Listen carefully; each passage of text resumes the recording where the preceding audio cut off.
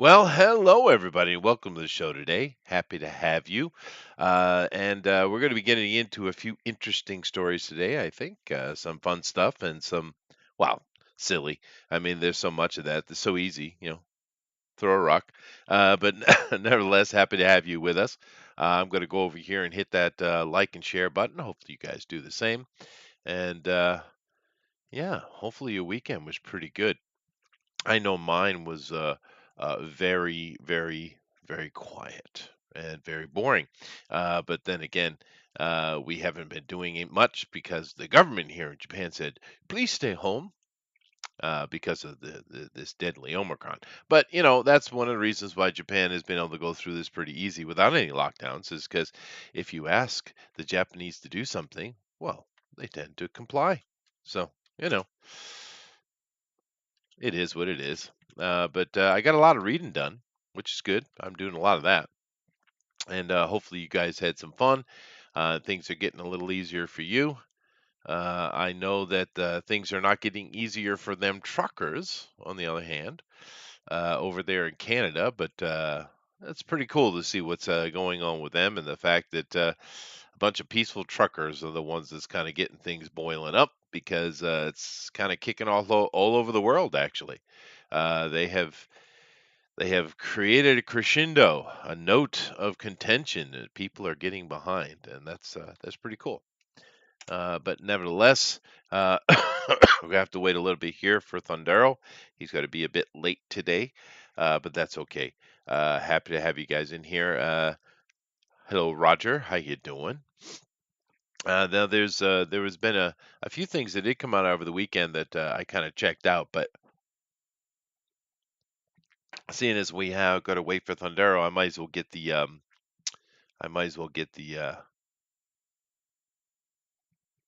tabletop thing out of the way. So let me do that.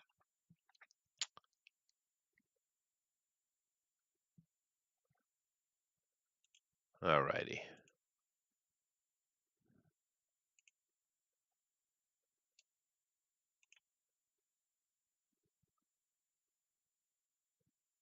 Yeah, no, there have been arrests, Roger. And we have cops stealing their fuel and threatening them, and all kind of horrible stuff. The politicians are panicking, and it's out there for everybody to see. Now, let me go over this real quick and kind of talk about what I want to talk about. I have this up for later. I forgot to put it where I wanted to. But anyway, so let's go ahead and start out. Oh no, I'm not sick. I'm normal. Do I sound sick? Oh, goodness gracious. But while we're waiting for Thundero, I'll go ahead and do my tabletop stuff because you guys know I love to do that. But today, instead of talking about a specific board game or just tabletop in general, I thought I would talk about a tabletop company. Now, these guys don't really do board games per se. What they do is RPG stuff, pen and paper. RPG. And of course, it's Palladium Books.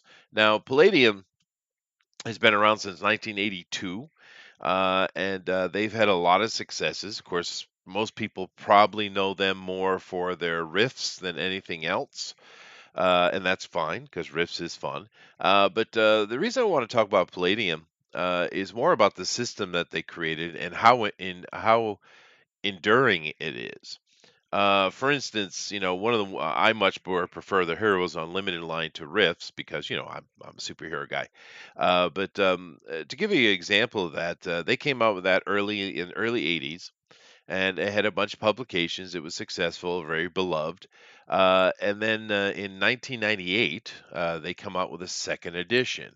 And it had, over that, because you got to keep in mind that in the early '80s, there was this huge explosion people that wanted to get in on what D&D was doing, and he had all these kind of role-playing companies come out with all kind of ideas. Some have survived, some haven't. But during the kind of decade and a half since their initial launch, people had home ruled stuff, and you have all this natural playtesting going on, and they decided they need to make some small adjustments. So in 1998, they came out with the second edition of Heroes Unlimited, and then of course other stuff as well. But here we are, 24 years later, and we don't have another edition. You know why? Because they don't need it. They don't create editions just to make hype and sell more of their games. They just make adventure packs and world campaign worlds and stuff like that. And that's something I've always appreciated about Palladium. They don't play that game. And of course, they're still selling. Those old games are being sold today. And if you ever played Rifts, because that is the most common one, I'm going to take a look at their product line here in a minute. But you'll know that it is. I guess you could have a little bit of argument with Steve Jackson's GURPS, but I think it is the most realistic tabletop RPG that you can have, that you can play. It really simulates reality better than any of the other ones. And you would think as time went by, we'd see better simulations. And to be fair, I kind of liked what Margaret Weiss had done with her Cortex system, although that's been bought and moved. She's gotten out of that business, but I understand why she did that. But most of the modern systems haven't gotten more advanced and more realistic, they've gotten less so. We've gone toward narrative and super, super simple dice systems. In some places, have eliminated the probability altogether with the dice and gone to energy pools and things like that, are just purely narrative stuff. Now, the old school players probably don't like that very much, but to be fair, it's brought a lot more people into the hobby. Now they might not be the type of person you'd sit down at a table with, but that doesn't matter. More people involved means more money, which means more production, more new things, right? It's a good thing, not a bad thing.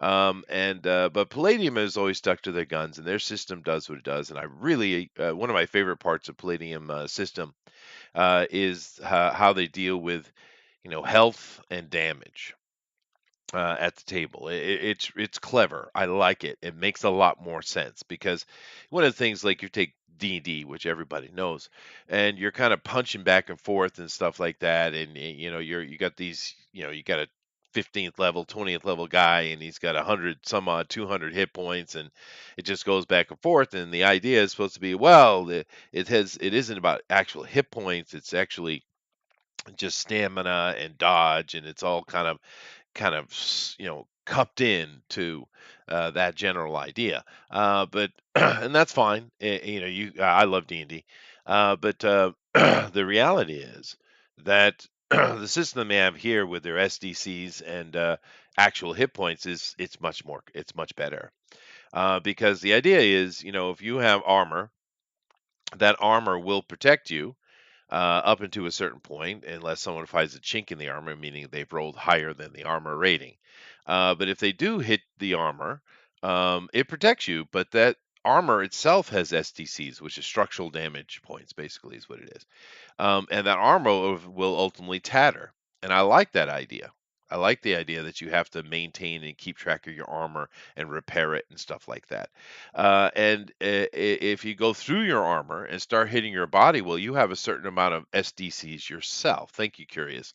And this is the bruises and little cuts and those kind of dodging aspects of health. But once your personal SDCs are gone, then you come into your actual health, and now you're taking trauma, right?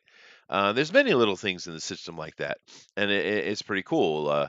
Another thing that's good about Palladium is you can play any setting you'd like. And a lot of people say that's kind of a new idea, the universal gaming system. No, it's not. Palladium's had it since day one, and that's a really cool thing. I've always been a fan of this company, and I really enjoy their mantra. I really do. Let's see here. World War Hell Dan. Hey, Dan. Hey, what's up, Chester? Got new World War Hell art going to be dropping soon. And speaking of board games, we're hard at work on the WWH board game. World War Hell, he's talking about. More to come soon. Keep up the great work. Well, thank you, Dan. And you should come on the channel and promote that when you get it done. I'd love to take a look at it, dude. Uh, love kind of games and stuff, and I think it's cool what you're doing. You guys are really going after that multimedia, which is neat. Uh, and in a curious, of course, loves the nerds, which is perfect. Let's go take a look at their product line while we still wait for Thundero. So let's see, all products. I'll just click on that one. So here we go. Now, of course, Rifts is their biggie. And this is the new book that came out, the Ultimate Edition, which I own. I've played Rifts on many occasions in the past, but it's not necessarily my favorite system, but it's a cool idea. The campaign setting here is the idea is that rifts to other dimensions open all across Earth, creating an apocalypse. But it also allows you kind of have anything in the game you want. I mean, literally anything. Yeah, so it's a clever idea. Splicers, I have not played. The original Palladium Fantasy is fun. And it's just D&D esque, but with their system, which, like I said, it's more realistic. I kind of prefer it. Heroes Unlimited is my favorite thing. After the Bomb is one of their earlier things, and of course, one of the things that came out of this was very, very big success for them was Ninja Turtles, of course, which I'm sure I'll get to here in a second. Ninjas, the Super Spies, yeah, yeah, yeah. Beyond the Supernatural, Dead Rain, Nightbane. Now, of course, you see some Brahm art here on the cover, and if you're paying attention, you notice the art is really good across the board. Well, one of the creators, I think the actual creator. But anyway, one of the founders of the company, he is an actual Marvel comic book artist. I think he did some work with DC too. But he's a real straight up artist, and a lot of the early stuff had some of the best art you could find. If you guys remember or you have seen some of the old, 70s or early 80s artwork for various tabletop games, they were not great. They were pretty bad, especially D&D. It was really awful. But Palladium always had really cool art, and it's because, well, he's a real comic book artist. And of course, that also means he gets real art. He knows what art is, and he pulls in real art. And this game is focuses on Brahm stuff, which is cool. I get that. And I haven't played this one though. The Rifter, of course, is a magazine and the Mechanoids and Recon. I guess it's all the Ninja Turtle stuff is just split between After the Bomb and Heroes Unlimited. I guess I thought it was separate unto itself, but I suppose it's all in the After the Bomb. But they did have a big success with Ninja Turtles as far as tabletop role playing, and a lot of people played Ninja Turtles in this system, not others. But anyway, this is Palladium. They're a pretty cool company. Like I said, Heroes Unlimited is my favorite, and I have that book sit right next to me, actually. Mine, of course, is the 24-year-old version. You can go buy brand new. They even got a hardcover now. Ooh, they're getting fancy. But it's a cool, succinct system.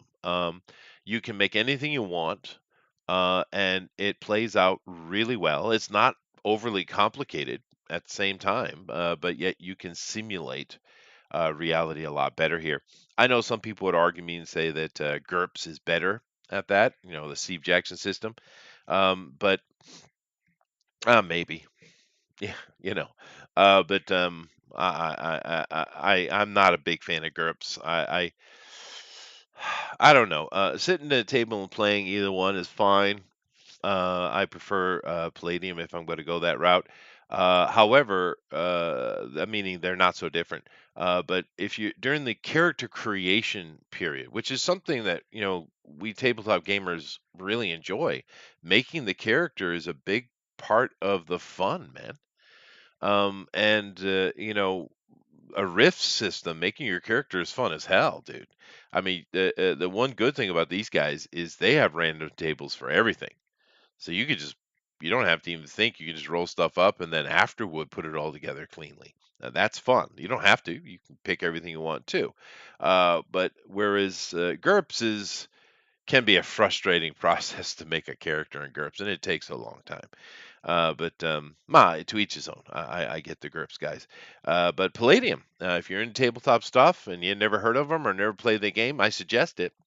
Now, you guys know over here that I I play games on the Bugbear Basement show, and we it's something I will continually do. I love doing it, and I do intend on showing more systems. That's one of the things, we're having fun ourselves, but I also want to kind of introduce different systems to you all, so that you can, get an idea of one you might want to try. We've already tried, of course, 5th edition D&D. We've tried Basic Edition D&D. We played Marvel Superheroes role-playing game, which is the quintessential best easy system. If you want an easy system that you can do whatever you want in and have fun, go Marvel's, superhero role-playing system. It's awesome. We've also showed the World of Darkness or the White Wolf system, with their pip counters and stuff like that, and that's a fun system. You do a lot with that. We're currently shown the index card role playing game, which is a very super simplified version of D&D. But I want to show other things in the future. I would love to do a Palladium run, and I think I will. Savage Worlds is very popular and very simplified, very different. Margaret Weiss's Cortex system is similar to the Savage World one. I don't know which one was first, but either way, they're very similar. Of course, you got D6 systems we haven't tried. We also have diceless systems, non-probability systems, and that sounds. I know a lot of people are against that, but and some of them are just silly. I mean, there's no actual challenge or competitiveness. But there is a Marvel Universe game system that came out, and I've got all the books for that. And you basically you're operating on energy pool, and every round you regenerate a certain amount, and it's kind of an attrition-based combat system. And I've of course had those books forever, but never played it. Might be fun. So in the Bugbear Basement show, I do want to introduce different settings and stuff like that, and kind of try to display it to you. I think this probably will be next. It'll be either this one or Savage Worlds. Depends on what the guys want to do, because I don't think this is more complicated, but the Savage World certainly is simpler because it is really simple. Let's see what we got over here. Ogre Vice nerds. I keep getting yelled at. One of the best systems. Yeah, no, I agree, dude. I don't know which one you're talking about, but they're all good. I think you're probably talking about Palladium. Palladium is awesome. So if you haven't tried it, try it out. I am a nerd. I have everything Palladium has ever made, and it's proudly displayed and protected on my little bookshelves. But I have all this stuff here. I just bought over the years because the system is fun and straight up and realistic, and I've always been kind of visually oriented person. I love great art, and Palladium always knocks it out of the park with the art, dude. I mean, look at it. It's insane, dude. It's awesome. Anyway, all right. Let me come over be done with that. I still see that Thundera isn't in here. Let me just check real quick. He might have had some problem. No, he just hadn't responded yet. So, but I'll just go ahead and move along. But anyway, thank you guys. Woot. Hello, Lady Celtic Moon. Let's go ahead and move on here. Now, this was sent by Somali to the Discord. Now, keep in mind, guys, I know most of you are. If you're not, please join our Discord, and over there at Fanspeak. And you can share and interact with each other. Discord's pretty handy. It's like a one stop shop, right? And I think it's cool. And a lot of people put up their art or ideas or news articles and things like that. And I love it. So you guys want us to talk about something, go throw it up over there. Let me see it, and I'll throw it in here. This is from Samli, and his nerd is definitely showing, because Kotobukiya is has a new line of Transformers, I guess, in their Bishoujo lineup. I don't know what that any of that means, but yeah, you can have a sexy lady Optimus Prime, and you can have it's a statue, I guess, and you can have a sexy Megatron. So there you go. Okay, thank you, Samali. I don't need that, but yeah, okay. All right. Thank you. Moving on. Now, I don't know if you guys have seen it. The new Doctor Strange in the Multiverse of Madness trailer has dropped very recently, like within an hour or so, I think. But I watched it when I was prepping for the show, actually getting everything set up. We were worried what they were going to do with this. We were really worried. Um, and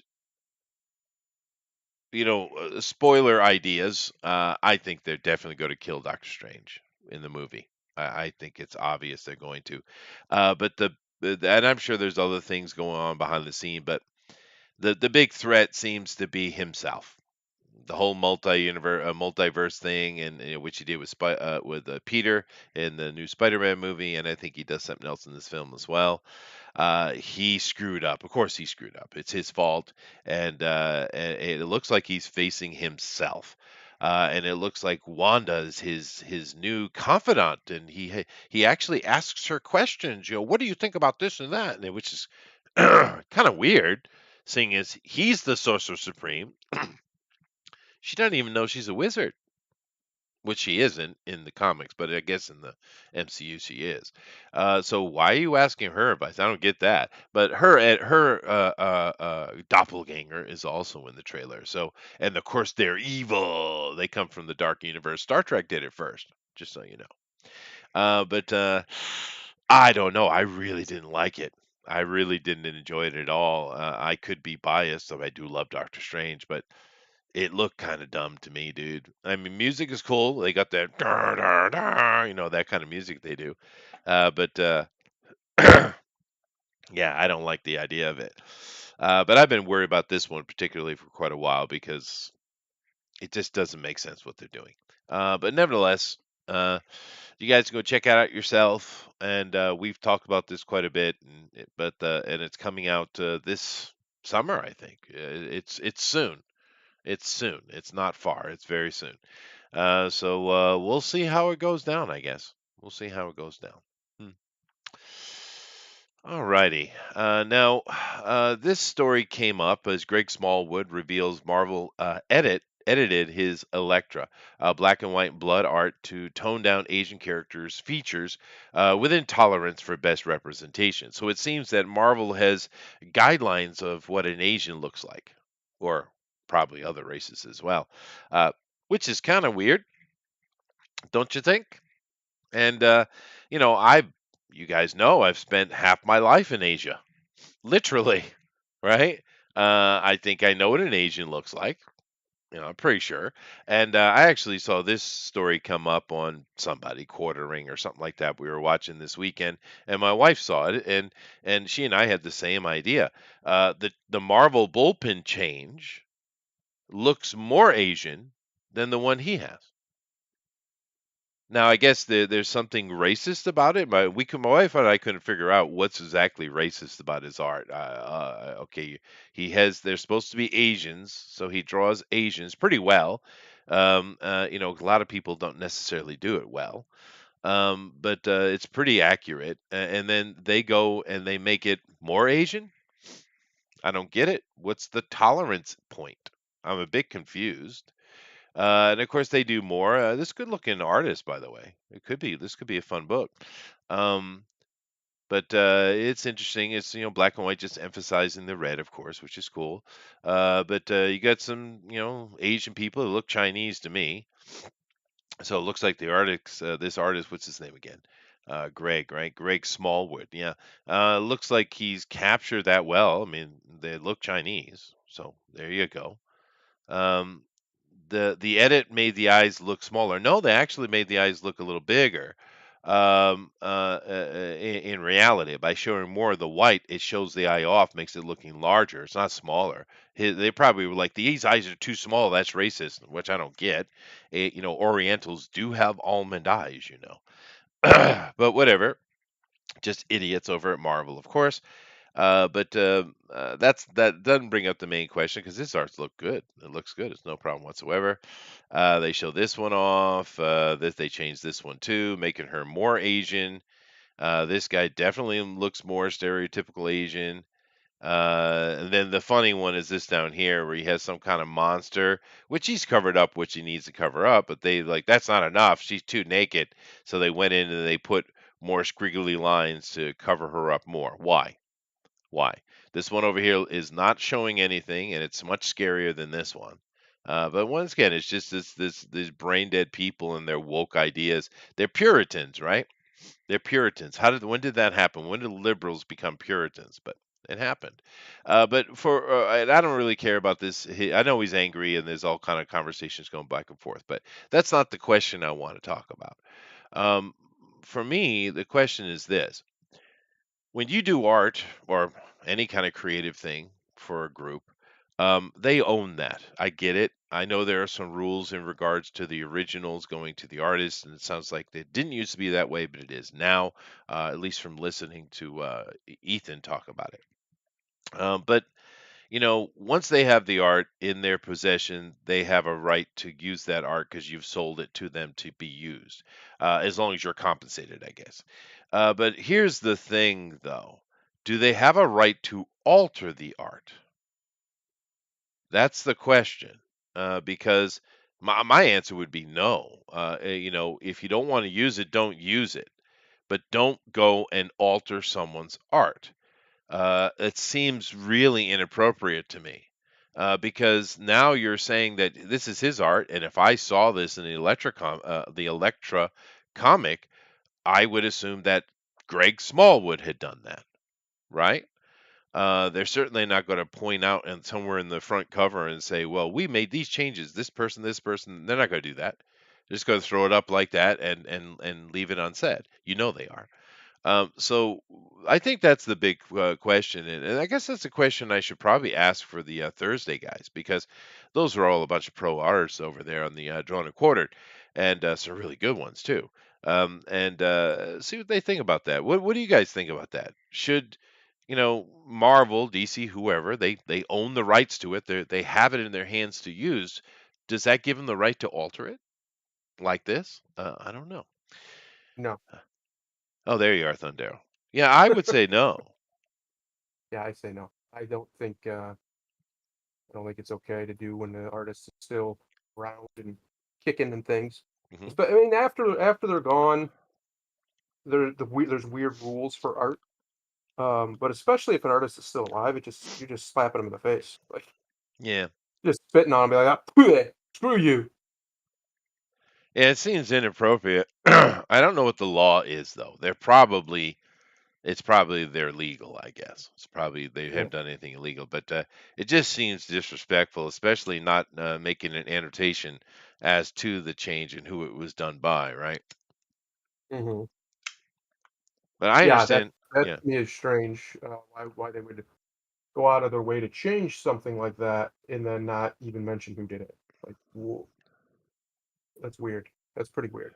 It is weird. And And I don't see how that is any better. I mean, I don't get it. I'd say it's worse. There yeah, I think it looks far more like stereotypical because he was going for there's a reason her eyes are like that, I'm assuming, in Hmm. that panel, right? It's a lighting effect or whatever. So why get it's I don't know, it looks like it was edited, if that makes It sense. Like does. It if does. I saw it Yeah. without seeing the first one and I saw that one, I'd be like, "Yeah, that looks weird. Why does that look so weird?" Yeah, see, you can see the white of our eyes in this one. You're right, because she's looking up into the light. Yeah. This old dude over here, you definitely see the white of his eyes. And the thing is, he's captured the racial difference. I can't remember. Yeah. This looks like Famke Jensen a little bit, which is awesome. Mhm. Always need more Famke. But they're definitely Chinese. Yeah. They're not Korean, they're not Japanese, they're not Thai. These are Chinese, right? So he's Well, captured it beautifully.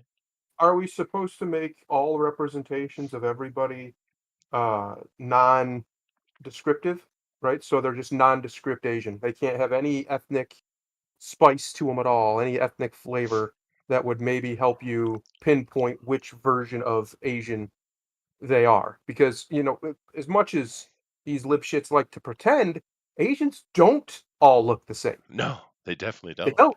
Yeah.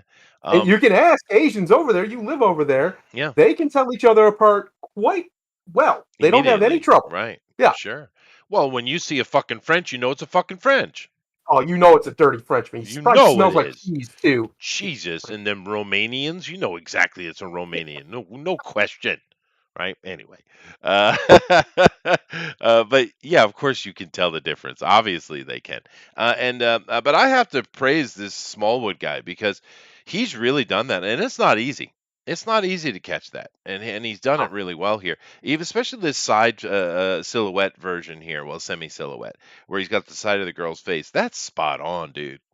yeah, That's really that's really good. good. Yeah, Perspective's good. Like this guy's good. he is He's good. very talented. And it's in black and white for the most part. Obviously, Mhm. besides her gear there, but there's no. So it's a little bit it's a little bit more complicated than a lot of people might realize Yeah. than if you had color. Because if you have color, you can do a lot more interesting things with color shading. He has none of that here, so he's doing it all like old school, Old school, yeah. and it looks great. Actually, the fact that they went in there and edited it, I'd be furious if I was him because it He probably is. yeah, it probably took a while, right? It It probably probably wasn't easy did. to get it to Yeah. look that exact every time, Yeah. and then it's like, "Ah, well, we're gonna go," and they went in there like some kind of bit out of an old cartoon where they just draw faces on things. It's basically what they did. They went in there and drew eyes in it, made it, like, look like a smiley face. Well, the what this is really showing me is the people over at what this is DC, right? Yeah, No, this is Marvel. No, sorry, that's Elektra. yeah, Marvel. Marvel. But what it's showing me is they're racist Yeah, because they saw this and their reaction was, "Her eyes are so small. yep, This we have to change this." It's like, huh? I live here. Not like I said, I've spent decades over here in Asia, mhm. yeah, that's what they look like. Yeah, that's Yeah, pretty much it right yeah, there, yeah, yeah. there's not a they don't look like anime characters, guys, like, No, that's not what most of them look like, I'm gonna tell you right now. matter of fact, that might tell you why the anime characters look the way they do, Yeah, because there is a little bit of self-loathing amongst the Asians when it comes to that. For some reason, I don't know. I think their eyes are beautiful, but there is a bit of that I would hope so, self-loathing you going married an on. Asian woman. I did, yeah. Damn gypsies. I agree, Curious. I agree. Mhm. Yeah. But it Wish my go, wife's in here, we just the reason I was late is because we just bought some new dressers, so we were getting cool. that sorted and getting the old ones out, that's a process, Mhm. and, so anyway, she's in here folding clothes, putting them in the new dresser, and, she said, "So they don't have giant titties?" I was like, "No, not unfortunately, they don't." No, no, that's not a realistic. Now that is unrealistic. You know what else she looks like? She looks like she's mentally handicapped Yeah. with this change. She looks Like, her eyes dumb. are they look like doll's eyes, the added white. It's weird, like, it looks less human somehow, because It because is. all of the shading and everything in the first one, I understand why it looks that way. I did it immediately. I immediately got it. And this other one just looks off, like, "Look at that, she looks like a crazy chick." Just Yeah. weird, man. It's Well, weird. it's just displaying their racism is what it's doing. Ugh, Um, And the reason why the almanac looks the way it does is because they don't have the people outside of the Orient. We have like an extra, like a lip on our eye yeah, that kind of tucks in. We have a tuck. They don't have that tuck. And That's why their eye looks so different. It's not actually different. It's just they don't have that tuck.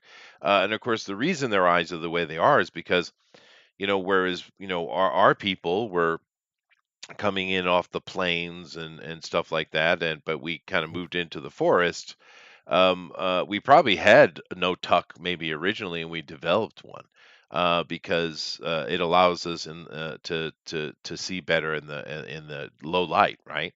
But what theirs is doing is you have this snow covered open plain, and the glare coming off from the sun is blinding. Snow blindness is a real thing, and the mhm, Asians are really good with that because their eye is built to deal with glare, right. right? So it's an adaptation, as living things do. But Whatever. They're just racist, dude. Yeah, seems that way. Yeah, and well, we see it all the time. I mean, they keep screaming about other people being racist, but clearly they're the ones projecting. You know, whatever. And sometimes it gets really deep and sad. Like this right here. I mean, he looks like a kind of a goofy uncle. I've seen these dudes before, but now he looks like a freaking cartoon character. You know, but the Yeah, worst it's one. Yeah, go ahead. no, no, you're fine. I was just gonna say, yeah, it's so obvious. Like it's obviously it's just not as good. No, There's no other way to put it. I think most people, if you put those side by side, would say that the one with the less definition looks better because because it everything does. else is that way. It's the That's same right. art. It's a continuous art style, and then all of a sudden there's eyes, just googly looking eyes poking out at you for no reason. It's weird. Yeah. Um, on the overprice, did you see the curious? Did you see the security guard that drew eyes Yeah, on the overpriced painting? No, I didn't, but he's in trouble. This is the worst one though. I mean, that's clearly been edited. You can see it. It's yeah, so obvious. It's dumb too. It doesn't make any sense. He's covering everything he needs to cover. I mean, yeah. I what's don't the point? understand it. These It, weird puritanical idiots. Like it's just some booby. It's not even like booby. It's just a little bit of booby. yeah, but I it's can not sexy, literally booby. I can tell you yeah, that. exactly, and I can literally right now, right this minute, probably go anywhere on the internet and find women with far less clothing on. Hmm. Not even porn, just less clothing. Go to any Yeah. bar, you'll probably see women with their boobs out more than that. Oh, Like, sure. who are we protecting here? Who's never seen a boob? Unless you're in They're Asia, they pretty don't show great. much skin over here. They're pretty Uh, great, but they're just boobs. Let's calm down. Yeah, I Like, know. It's unfortunate. I understand his anger. I just don't think you should touch a person's art. If you don't want to use it, then don't do it. Don't use it then. Okay, yeah. but don't change it like that. That Especially seems wrong. like I said, especially a living artist. That's really weird. That's some, like, memory hole, Ministry of Truth shit. Like, doing Right. it to old art, okay, I think that's worse, but it's less weird because at least the artist isn't here, and for to do it to a living artist is just utterly disrespectful. It Like, is. It's really bad, wow. and especially one as good as him. Uh, Yeah, but um, but we see a lot of this kind of projection. That projection is the name of the game these days, it seems. And we see it all over the place. It's not just here with these liberals and their obviously racist ideas that they keep throwing out, and then they that's why they scream racist so much because they know in their heart they are. yeah. You'll have a like another thing with like say the black community in America, for instance. There's a whole shitload of projection coming out of that, right? Oh, yeah. Just ridiculous levels. Not only do they take 100% of the Negroid noise in the world, they just they're the only voice that gets heard. They clearly believe the hype, dude. By their screaming and stuff, they believe that they're useless, that they're nothing, they've never produced anything. They believe the hype, dude. It's clear, Yeah. right? And that I mean, I don't know, And you it's can get not more the sad worst than that. part about it is it's not true No, at it's all. not. But they believe it, right? And Yeah, it's this projection, and that's got to be the saddest thing ever, dude. yeah. But whatever, I agree with you. you know. Sorry, Greg, but DC will just crush you, dude. They don't Yeah, care. I would if I was old Greggy boy, I would, Greg, just go full independent or whatever. I don't know what Yeah, he's up dude, to, but if you're awesome. not, do it. You've Go. got the talent. Yeah, I mean, that look at that. Look at that smiling face. That's beautiful. it is beautiful, Beautiful. and he should come over here. You come over to this community, dude. You'll make some money over here. Matter of fact, you Yeah. probably make more money than you did off this Oh, comic. yeah. Yeah. Yeah. Yeah. But yeah, it's a shame. All right, moving on. EA won't sell the Sims 4 wedding expansion in Russia due to country's laws regarding depictions of homosexuality. Okay. Okay? Okay. Now, You could just, edit the homosexuality marriages out and sell it. I'm just saying, you do it in China all the time, so well, why does it matter? yeah, that's the question of this article and the timing of it. Because this February 11th, right? Yeah, On our big countdown to February 16th, when the Russians are definitely going to invade Ukraine, according to the Biden administration. So the timing is interesting, isn't it? I mean, it's clearly political. But you guys know, I've mentioned before, I do play The Sims. I always have. Mhm. And I like to to challenge various difficult builds and try to get the characters to survive or to complete certain things. I don't really care as much about the social stuff side of it, but it's fine. It's part of the game. And coming out with Wedding Pack, I'm sure there's a lot of people who will, because this is one of those video games that crosses over the aisle, the gender aisle, right? Yep. There's plenty of games that it's either a girl game or it's a guy game. It's like that. This game is one of those ones where men and women play, probably for different reasons. And it's also a game that, like I just mentioned with the role playing stuff, because a lot of the diceless, more narrative versions of tabletop gaming, pen and paper gaming, tends to lean more liberal side Right. of things. And some old school gamers really don't like that. I think it's great. The more the merrier. Because I'm not against liberal people or progressives enjoying life. I'm not. I Right? am. Well, yeah, I know, but I'm not. I don't mind what The Sims has become, because even though they've added a lot of woke stuff to The Sims, they haven't taken away non-woke stuff. Well, they will eventually. They'll get there. Maybe Um, Sims 5 is coming. I know it's coming very soon, so this might be one of the last ones. And it sounds like Sims 5 might be going back to the more open world which they had before, which could be cool. correct. Yeah, that could be interesting. Yeah, Sims 3 was the last really, really good one, I think. It was good. Uh, It with the was good. Yeah. fully open, constant, like, world, it was really cool, you could do Yeah. really cool stuff in it. Um, but no, I'm done with these people. I'm done with them pushing their nonsense into everything, and if Russia wants to have a law against the depiction of homosexuality, I actually don't disagree with that. So, Yeah. Well, all they have to do to fix this problem and sell it in the reason why they're not selling in Russia is 'cause they probably don't make a lot of money in Russia. But let's say they do and they're taking a stand. Why are you taking a stand here? China's gonna make you do the same thing. how The about Middle East Saudi is gonna make you do Arabia, the same thing. Iran? Yeah. Yeah, Why is Russia the one that you gotta take the stand upon, hmm? I wonder. I can't yeah. imagine why they have to make a big deal about Russia in At this particular. particular moment in time, Yeah, too. Right, right. Um, ridiculous. yeah, and you know, Russia does have a law against that, but many countries do. Yep, You got to keep in mind, just back in the '60s in America, if you were caught being a sodomite, you'd get arrested and go to jail, yep. right? Many places, In many depending places. on places, yeah. Uh, In many, my state, it's still illegal. They don't enforce it, but technically sodomy is still unless they changed it recently, sodomy is still illegal in Ohio. right. It is a Um, crime. So, I kind of think we've probably, well, I don't think we've gone too far, but I think they have taken the reins and gone too far themselves. And it's a Yeah, mistake. You got yep. a lot of freedoms and rights given to you. You should shut the hell up and be happy about it. Just be Uh, happy. but they won't, and they're going to destroy it.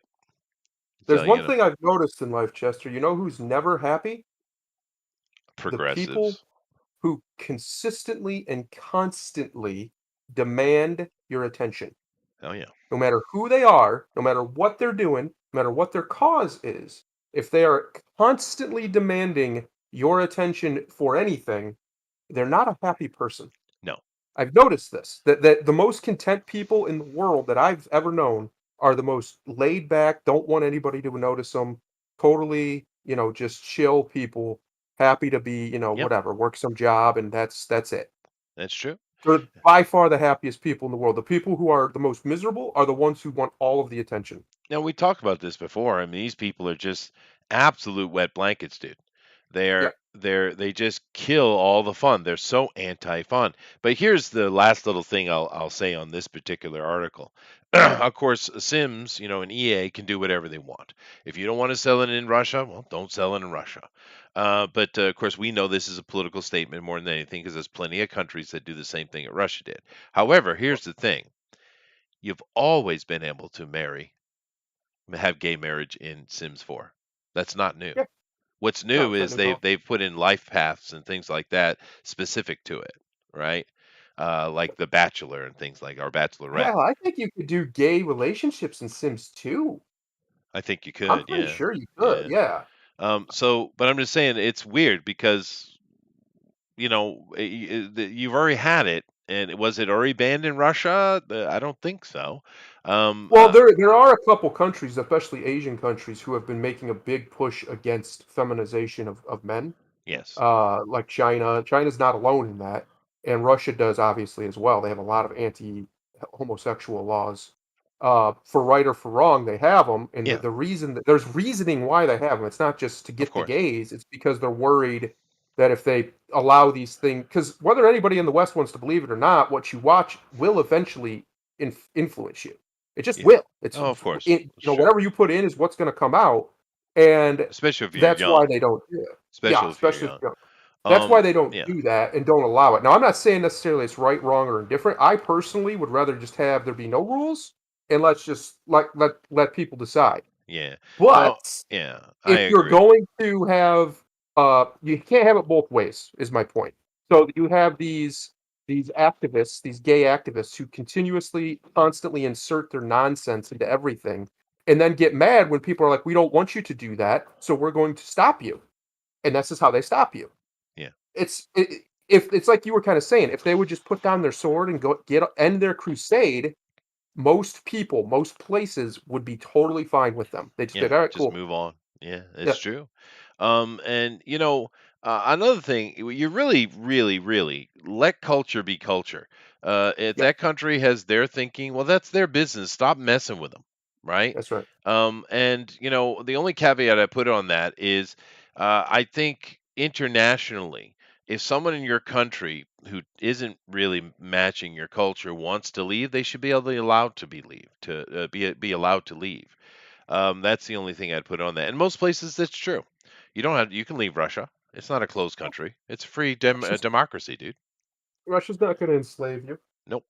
You can go to Ukraine because they're all hippy dippies now. So but what they're actually including is, like I said, you could already have gay marriage. Now, this is not one of those packs that I would buy. I buy stuff more like the Magic Pack or the Vampires or things like that, which are cool. Right. For trying to run and build up all the power and build up a character and stuff. But this one includes what this is really doing is it's adding a bachelor tag for your character, engagement, wedding parties, rehearsal dinners, and wedding ceremonies. Great, the girls are gonna love it.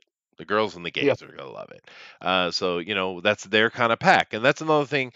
I see. I've never been upset with the Sims. They're definitely woke. They're ultra woke. Go watch one of the interviews of them talking about a new release. They're super woke, right? Yeah. But they don't take away the other stuff. They Mm. when they add new packs, they'll add stuff like this, and then they'll add stuff that's not. Like the last pack I probably bought was the ocean one, the Polynesian themed one, where they had like mermaids and like volcano gods and stuff like that. And it of course it's got woke stuff in it, but it's also got non-woke stuff in it. So they've always been really good about that. And they're not telling you how to play the game. They're just offering a very wide variety of things to play. So it's dumb, and it's clearly done intentionally because of the timing. Because they could this Russia could be changed with many countries. So anyway, Yeah. moving on. Oh, I got this is for you. It's your girl. Gina Carano locks and loads in first trailer for the Western thriller Terror on the Prairie. Good? Now, yeah, good. Now, of course, it's funny because they accuse her of anti-Semitism, which was no. You didn't read your art. You didn't pay attention at all. But of course, the person who came to her rescue, a Jew man, Super Jew. super Jew, Yep. the future president of Israel, by the way. Yeah. Um, I wouldn't be surprised if he moves over there and becomes a politician. no, they've been grooming him for years, dude. Yeah. But because he could easily get in politics. My God, imagine him in the frickin' Senate, dude. They would be Yeah. terrified. Terrified. Well, he's been like a prodigy his whole life, He like is a for real. genius. Yeah, he's really good. I remember years ago watching him on TV play a violin as a little kid. Yeah. Like, Larry King yeah, was yeah, he's been a prodigy for a yeah. long time. And he's a rich boy. and he decided he wanted to make a film company that just makes fun movies, not politically centered ones, just fun movies. Yeah. And he did, because he's got the moolah. He's a rich Jew, shocking. But when I get into debates and stuff like that, occasionally, and I'm serious about it, I don't lose debates, right? Mhm. However, I would be really have to do prep and be cautious about getting in a room with Ben Shapiro, dude. Mhm. Don't, and that's a problem. You see so many people just walk up to him unprepared. It's like, dude, that is a frickin' dinosaur right there. He will chew on your ass. Oh, he's well trained, He's very well well-trained boy. trained. He's well read. But I see people do it all the time, and they're like, "What are you doing, dude? What are you Yeah. doing? That guy is a freaking cannibal, man. Back, be careful." Because I mean, most people I would step into a conversation at any moment, but someone like Ben Shapiro, Sam Harris, something like that, I'm going to make sure I'm prepared, dude. Mhm. You know what I mean? Absolutely. Yeah, Yeah. that's like getting ready for the big fight. I mean, Ben Shapiro ain't no joke. But Anyway, I don't know how much I buy her as a little miss on the prairie, but let's watch the trailer. Let's see. I have no clue, Do dude. it. One thing I'll have to say, they've come up with two movies so far, and so far everyone has said, the general review on these new Ben Shapiro movies or Daily Wire movies is, yeah, pretty good. I mean, I haven't had this. I didn't know the movies had come out yet. I Well, thought there's this was the two of first them.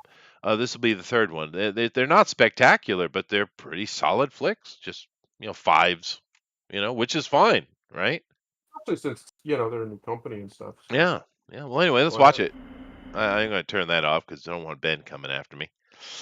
All right, there Indeed. she is. She's out here, lady by herself. Husband probably dead. Engines. You got to have the engines. That tells you it's the old west. Yeah. Okay, she's helping. She's got a knife, and of course, it's got to have a snake. A rattlesnake is got to have that in the winter. Yeah, yeah. In the mountains. Okay, bad dudes, posse maybe, possibly. I'm going to shoot you in the head. Okay, get him, Gina. Oh, that was good stunt work. Good job, dude. She's been kidnapped. It looks pretty good though. Looks gritty. Yeah. She's getting ready for a fight.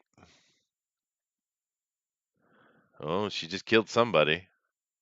Yeah, it looks. We've seen this before, but westerns kind of follow that a very very specific formula, don't they? And he's been releasing these things free, by the way. Interesting. Yeah, yeah. He's making a point. He's spending millions of dollars, but he doesn't care. He's making a point. He's like, yeah, people just want fun movies. Don't need politics. Don't need any nonsense. Just fun. That's what he's trying to do, and he's making a point out of it, and he's throwing his weight around and his money. So, yeah, no, I'll probably check it out. Well, I mean, why not, dude?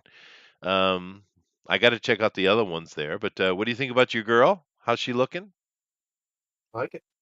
Yeah, yeah. No, it looks like straight up I good do like, Western. westerns. Yeah, I do like westerns. We Oh need yeah, more of westerns, more course, good dude. westerns. What's one of the best westerns you've seen of in the modern era? Let's say past the spaghetti western. Oh, shit. Past the spaghetti westerns? Yeah. That's too easy. We got to cut them out. True Grit, the Oh old one. yeah. The new one's pretty good too, but the old one is it's a Yeah, masterpiece. that's part of the spaghetti western era, though. Well, yeah, but Yeah, you're gonna have to be more specific then. You mean since the '80s? yeah, Because True sure. Grit came out Since in, the like, '80s. '73, I think, Uh, 72, yeah, 73. no, since the '80s. Let's go with that. Okay, But so since like, the '80s, yeah, Unforgiven, yeah, oh yeah. um, Tombstone. Tombstone does have a couple but Booster and I actually watched it recently because he had never seen it, Uh-huh. and there is a couple parts in it that, Kurt Russell is not on at all. His performance is terrible. Yeah, but But Val Kilmer's is unbelievable. believable. He's on the Uh, whole damn time, dude. It's awesome. let's see, Yeah, what other one have I seen that I like? I like The Quick and the Dead. It's kinda like a popcorn spaghetti western or yeah, popcorn western, and I yeah, like that. I think that's the good thing about the West is it's a genre, but yeah. it's also a setting, and you can do all kinds of stuff there. Like, this looks True. like more of a thriller than a straight up western. You can do all kinds of horror, you can do, you can do popcorn actiony movies that are just over the top and not silly. Mhm. Like, it doesn't have to be, your straight up spaghetti western all about cowboys and, gunslingers necessarily. Nope. It can be anything. Maverick. Oh my god, I love Maverick. Mel Gibson's Maverick. That's a great movie. It is fun. And That's a that's lot of another fun, yeah. example. It doesn't have to necessarily be just a gunslinger drama. It can be, that's kind of an action comedy. It can be Yeah, that, and it's oh man, Maverick's so good. It's so much fun. it is. But, Um, I would go back and mention Jeff Bridges' remake of True Grit. That's pretty good, dude. it is good. Yeah, It's it's really pretty good. good. But my favorite western of the modern time is Bone fucking Tomahawk, dude, with Kurt Russell. Yeah. That shit. If you haven't seen that, and understand that's only the second movie from that director, by the way. Mhm. That movie is really good. And once again, it's taking the Western genre and turning it on its head, like you were Yep. just mentioning. Yep. Yeah. Yeah, I like that. I've been saying that for a while though. If we there's cool stuff in the past, settings, genres that we can play with movies, and just no one's really doing it. Yeah. There've been a couple attempts here or there, but by and large, no one's doing it. I think like I've said before, Star Wars is a great example. That whole galaxy, that Yeah. whole setting, It's a Western. you could do really cool horror in that. Oh my Like, you God. could do Yeah, dude. something really cool with, like an evil Sith Lord hunting a bunch of Padawans, and that's just the movie. Like, they're on some planet, and he's hunting a bunch of Padawans, and he just keeps picking them off and basically make him like Jaws. You don't ever even really see him, you just see his effects. And then eventually at the end, you finally see this guy or whatever. Yeah. But I think you could just do really cool shit like that. You could do that with westerns, and they have done that kind Yeah. of stuff with westerns over the years. And it's true. I Uh, think that's one of the big problems with Hollywood, and I think that's one of the reasons Spiro's doing this is there's just no creativity in it. Not in the upper echelons. They're not even No, trying. no, not at all. And of course, there's been many smart people in the past quoted that liberals cannot create; they only take and abuse, and Yeah, it's true. But Amaran, that Daniel Craig movie, Aliens versus Cowboys versus Aliens, that was good fun actually. yeah, it's fun. That It's was a a good good time. fun movie. It's Um, completely stupid, but it's a good time. yeah, yeah, but Movies it's don't have just to it's just a be popcorn flick. Yeah, movies don't have to necessarily be these deep philosophical, No, logical. No, sometimes they can just be fun, and as long as you know that's what you're getting into, okay, and like have well, you fun. well, you mentioned Star Wars, and of course that is a Western in space. But Yep, one of the big problems, that they're having, other than the wokeness, just we know that that's there. Just cut that out. But is they're constantly trying to out epic each other, and yeah, you can't, and they just keep repeating themselves. Bring it down, dude. Like the yeah. Bring it Mandalorian back did. Bring home. it small. Bring it back home. A great example of bringing it back home is the early '70s movies. They really brought in, like True Grit's one of them. They made Yeah. them much smaller in scope. They stopped Yep. trying to make these huge epics. I mean, there's still some, but they stopped trying. Like The Godfather, it's very small scale when you think It about is it, very but it's small. considered the best movie of all time by a lot of highly, acclaimed people It is a good for good movie. reason. And but again, it's they brought it home. And you can do that kind of stuff. Like I think a lot of people were kind of hoping that's what the Book of Boba Fett was going to be. Was it was Yeah. going to be more like a crime drama, and it Well, wasn't that. It was basically Power Rangers. It was ridiculous. right. More Uh, Boba Fett would have been nice, yeah, seeing as jeez. it's named after him. But they don't But like doing that. Star Wars is just an example. You could do a very similar thing in a Star Trek universe. You could do, and they have in different episodes of Star Trek, but you could do like a whole little mini series with some kind of cool premise. There's just so much great franchises and great settings and things out there that exist that you could do amazing stuff with, and nobody's doing it because they just don't have they lack creativity, and they use the excuse of, well, it won't make any money. Well, it might not, but people said that about pretty much people said that about Star Wars, for crying out loud. And look at it. So Yeah, you got to take these chances sometimes, and you never know. that's Maybe true. you'll hit. You're right, Dave. That is true. That Yep. the Thomas Jane Punisher was definitely had a Western feel. And another thing to kind of bring in mind with this, if you have a great actor like say an Anthony Hopkins, he Yeah. can go. You don't necessarily need a great director alongside him. He can kind of do his thing. However, in general, what you need is a great director. That's the first thing you need because a great Right. director can take anybody. and direct them into doing the scene they need. And hopefully, and it looks like it from the trailer, they have a really solid director here, and he can take Gina and he can make her look good, just like they did in Mandalorian. The director was controlling how she was being seen, and that's good for her because Gina's not an actress per se, right? She's a MMA fighter, dude. She's a presence. That's She's what a she is. presence. She has an She's aura. very That's true. similar. No, she's not as. It's not as anywhere near as big, but she's very similar to like a Keanu Reeves. It's not her acting ability, her thespianism, that gets her roles. It's the fact that she has a great presence No, about her, and she she has a does. X factor. No, she does. Yeah. Yeah, that's absolutely true. And a good director will put her in a good light. So if this director is good, it'd probably be a fun movie. Keanu is a perfect example of that because we all know Keanu's not a good actor. We know this, and a good director knows to not let Keanu speak very much. Right?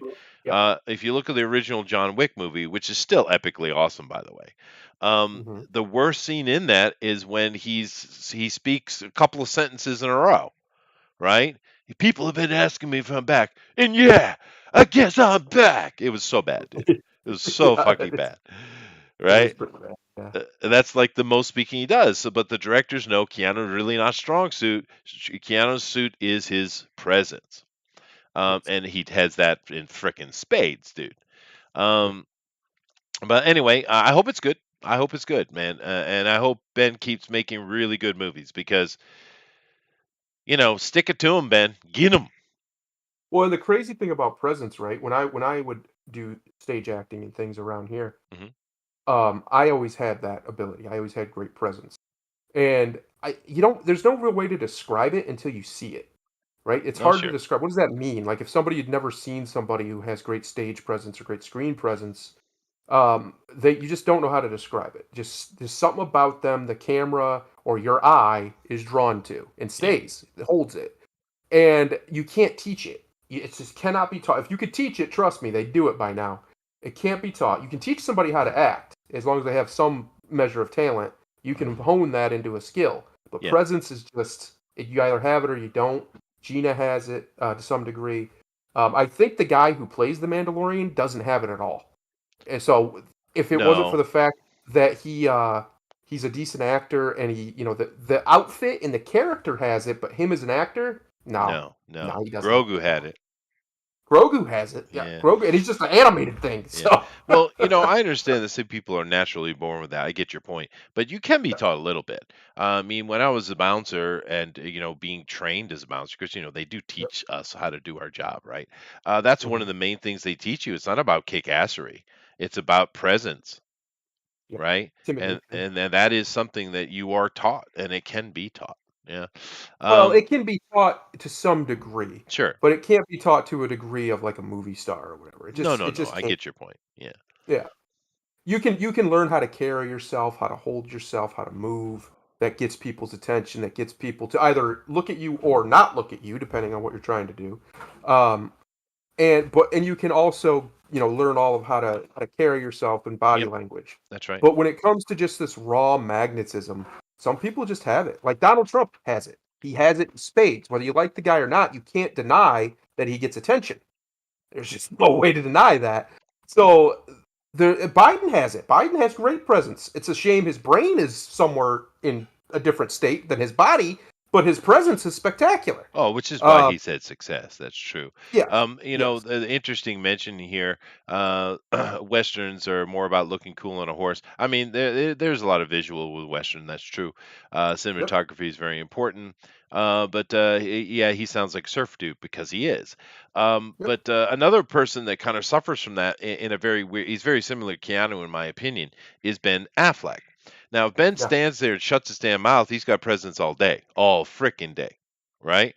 But when he right. opens his mouth, you're like, "Oh, oh, oh," right? He's really he can speak Oh, better than no. Keanu, but the negative is stronger, I think, when he starts speaking because just Yeah, I don't like standing his there, voice he's got a much. lot of presence. Mhm. Anyway, let's Yeah, I move don't on. like But good for Ben, good for Gina, good for you guys. All right, moving on here. former Rainbow Six. Siege, writer reveals Operator Pulse is bisexual and, quote, has been since launch. Nobody Cares. but weird people on Twitter give a shit. No. Nobody. Has I anyone bet you if you poll this audience, you're gonna get maybe 30% of the people who care. Yeah. Well, here's the thing. I've actually have played this game. It's not the kind of game I would normally play because I don't like FPSs.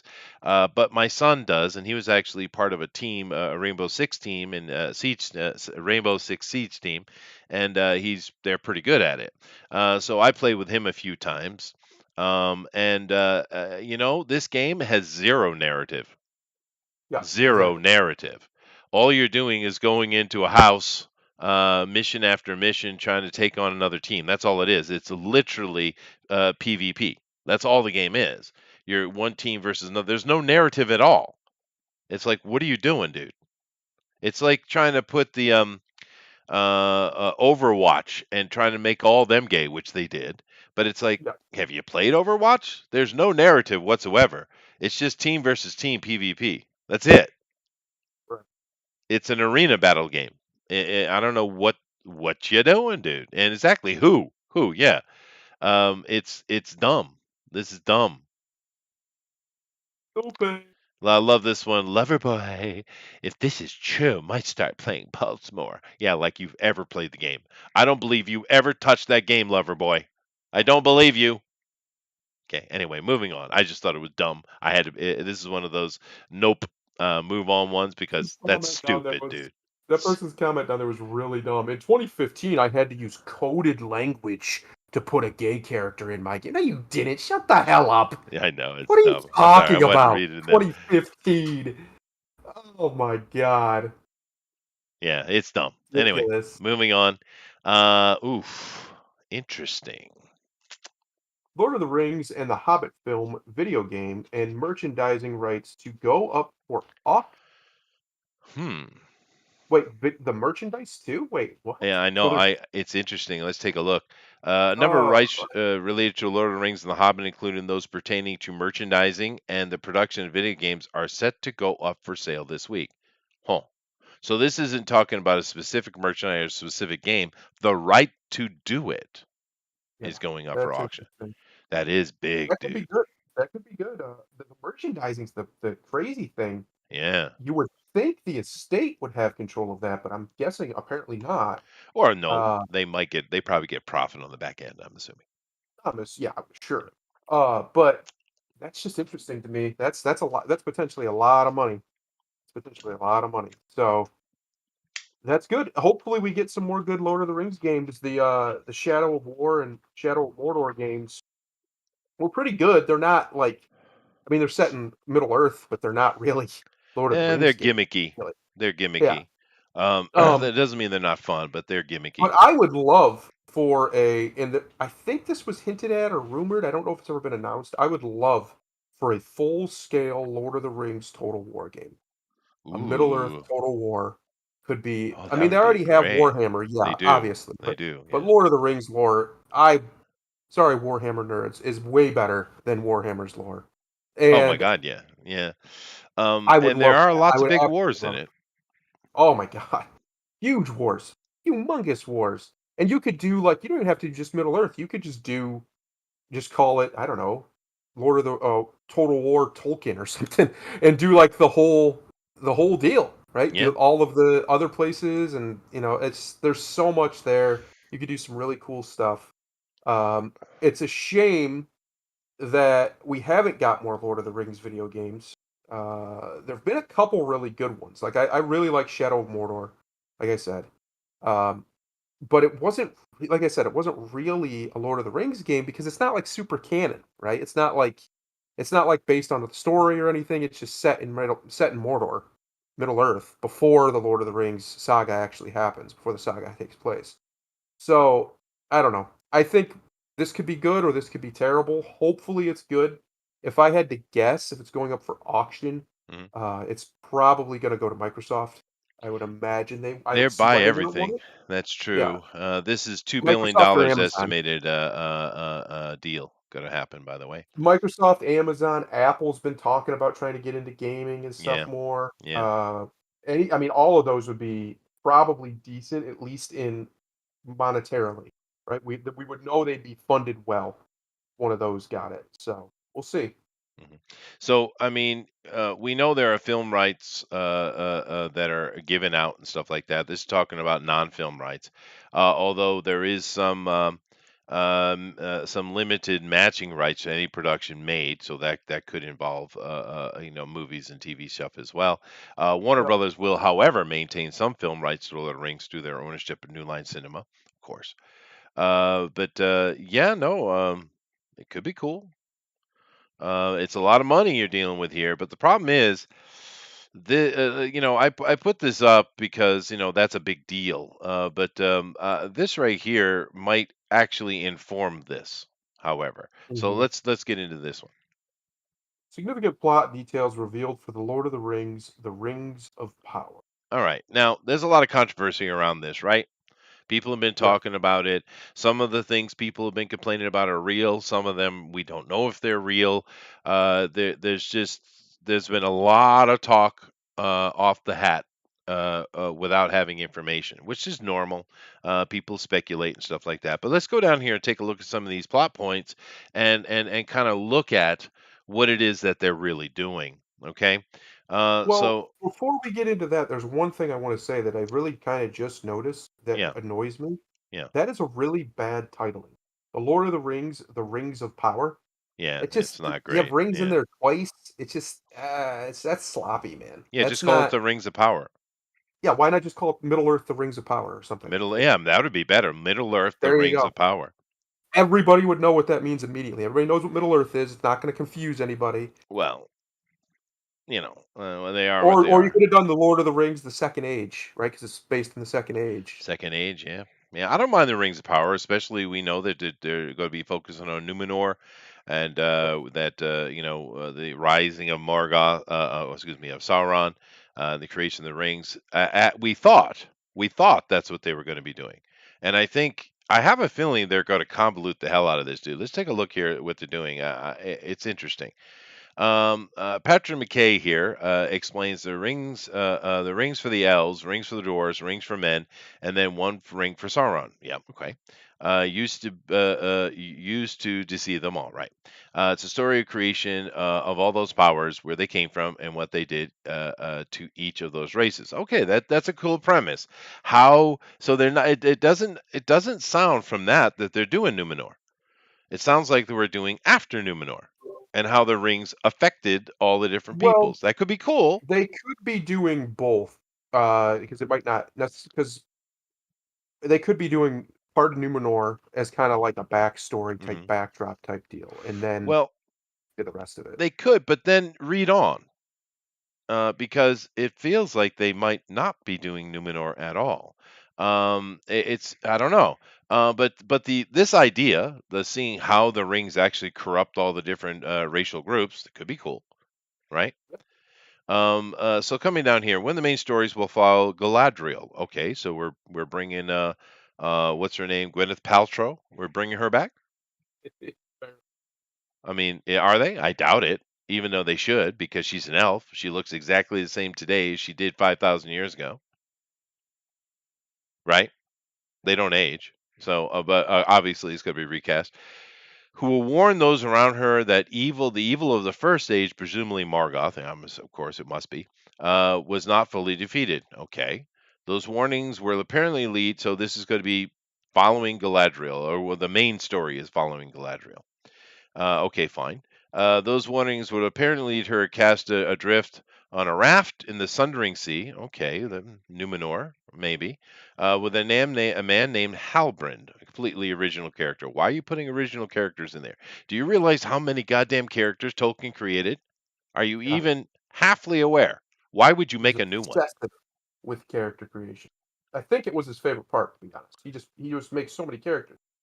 Um, yeah, that's a humongous red flag right there. Yep, a big one. Original Uh, original main character? What? It gets Why? worse. It gets worse. Okay. Oh, I know. The article describes Galadriel as commander in the Northern armies. Okay. What? What? Commander of the Northern Armies. What? All right. Anyway, another thread. Okay, they're gonna have multiple storylines going on. Yeah, of course. Why not? She will follow a story about a group of hobbits called the Harfoots. Yeah, of course. I mean, it's later, but Bilbo and Frodo are Harfoots, right? I mean, they're Harefoots. That's what they are. Okay. The prologue to Fellowship of the Ring, Tolkien described the Harfoots. Yes, he did. And I'm going to explain this to you. Why he puts it this way. Before the crossing of the mountain, the hobbits had already become divided into three somewhat different breeds: Harfoots, Stoors, and Fellowhides. The Harfoots were browner of skin, smaller and shorter, and they were beardless and bootless. Their hands and feet were neat and nimble, and they preferred highlands and hillsides. The Harfoots had much to do with dwarves in ancient times, and long lived in the foothills of the mountains. Now, here's the thing. Why did because the hobbits you see in the film are Harefoots. It's just thousands. We're talking thousands of years later. So why did he describe them as browner of skin, smaller and shorter? And of course, we know they don't wear boots. This type. Well, because at that time in anthropology, the idea was that the European, because remember, he's trying to recreate Anglo-Saxon lore. That's his purpose, right? Yeah. And in that time in anthropology, it was believed that we had moved in from somewhere else, and we ran into some native peoples, the Aryans I'm talking about, or the Ara, ran into some peoples in Europe, and we mixed and became the modern day Europeans. And therefore becoming lighter of skin and lighter of eye. That was the original old idea, right? But now we have genetics, and we know exactly what happened. Actually, the Aryan people come from like the Mongolian region, and we don't even know really where they truly originated. But kind of the deepest we can get is around the Mongolian mountains there. They call them the Carpathians, I think. Yeah. Or well, I don't know. Maybe I'm wrong on that. But anyway, but they were blonde, blue-eyed, red-headed, green-eyed people from day one, right? That as far back as we know. So genetically, this is not true, but it's just what they knew at the time. So he's just kind of looking at ancient history and trying to put the anthropology into his story. That's what he's trying to do here. All right. Yep. But of course, they're going to take the browner of skin, meaning tanner, and turn it completely black. Is what Oh, they're doing. yeah. Right. Yeah. So all right, this is where they get it from. Weathertop, of course, is very ancient place, comes in. Okay. The Harfoots Ring of Power, which includes two women played by Megan Richards and Markle Kavanagh. Now, are these two Hobbit women or two human women? Women, I don't know. Encounter a mysterious lost man. Vanity Fair also details the Harfoots thrive on secrecy and evading detection, and will play out a kind of what is this? Rosencrantz and Guildenstern are dead story in the margins of the bigger question. What the hell is that? Never heard of it. Must be something. Third storyline will follow a Sylvan elf named Arondir and his forbidden romance with a human villager named Brownwyn. Well, and this is the black elf and his human lover. Of course, she's white. She's white, just so you Oh, cool. Yeah. know. So there you go. You got three storylines that are going to be followed. You got one with Gadriel. You have a bunch of black hobbits that are doing something with some human ladies. It sounds like, and you got this forbidden love between a black elf and a white lady. So okay, I don't. Okay, so the now, did you see anything in there that makes you think Numenor has anything to do with anything? No, it also doesn't make you think that anything with the Lord of the Rings has anything to do with anything in this. Yeah, Um, like there's some names and some places, and that's about it. It literally reads like fan fiction. That's what yeah, it reads like. It's so dumb. It's such a cool era in the Lord of the Rings saga and the Silmarillion. yeah. You could actually do some cool stuff with. Like it would be kind of cool to watch the devastation of the rings, right? How they screwed up the That would races be and interesting. how they became the ring wraiths and Especially the all humans. these Yeah, things. that'd be Yeah. neat. Yeah. And we could watch, as the elves figure it out immediately and they fix it and da da da da. Da. You could do all of that. You could do some really interesting stuff there. Tell some pretty cool stories. I wouldn't mind watching Celebrimbor make the rings. I think that's a cool little thing you could do with him and Sauron.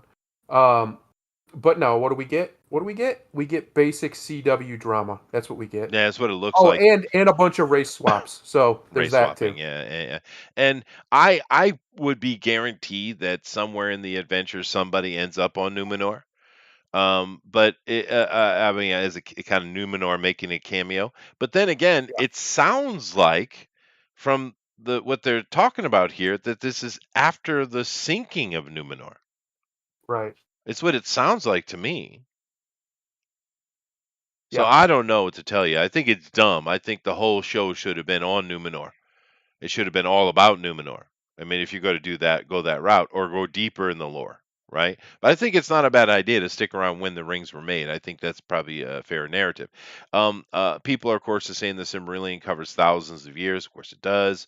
But the creator here said that yeah, but we really need to focus in one point in time, which is fine. I have no problem with that. They don't have to span thousands of years. They can talk about one little story, and that's what they should do.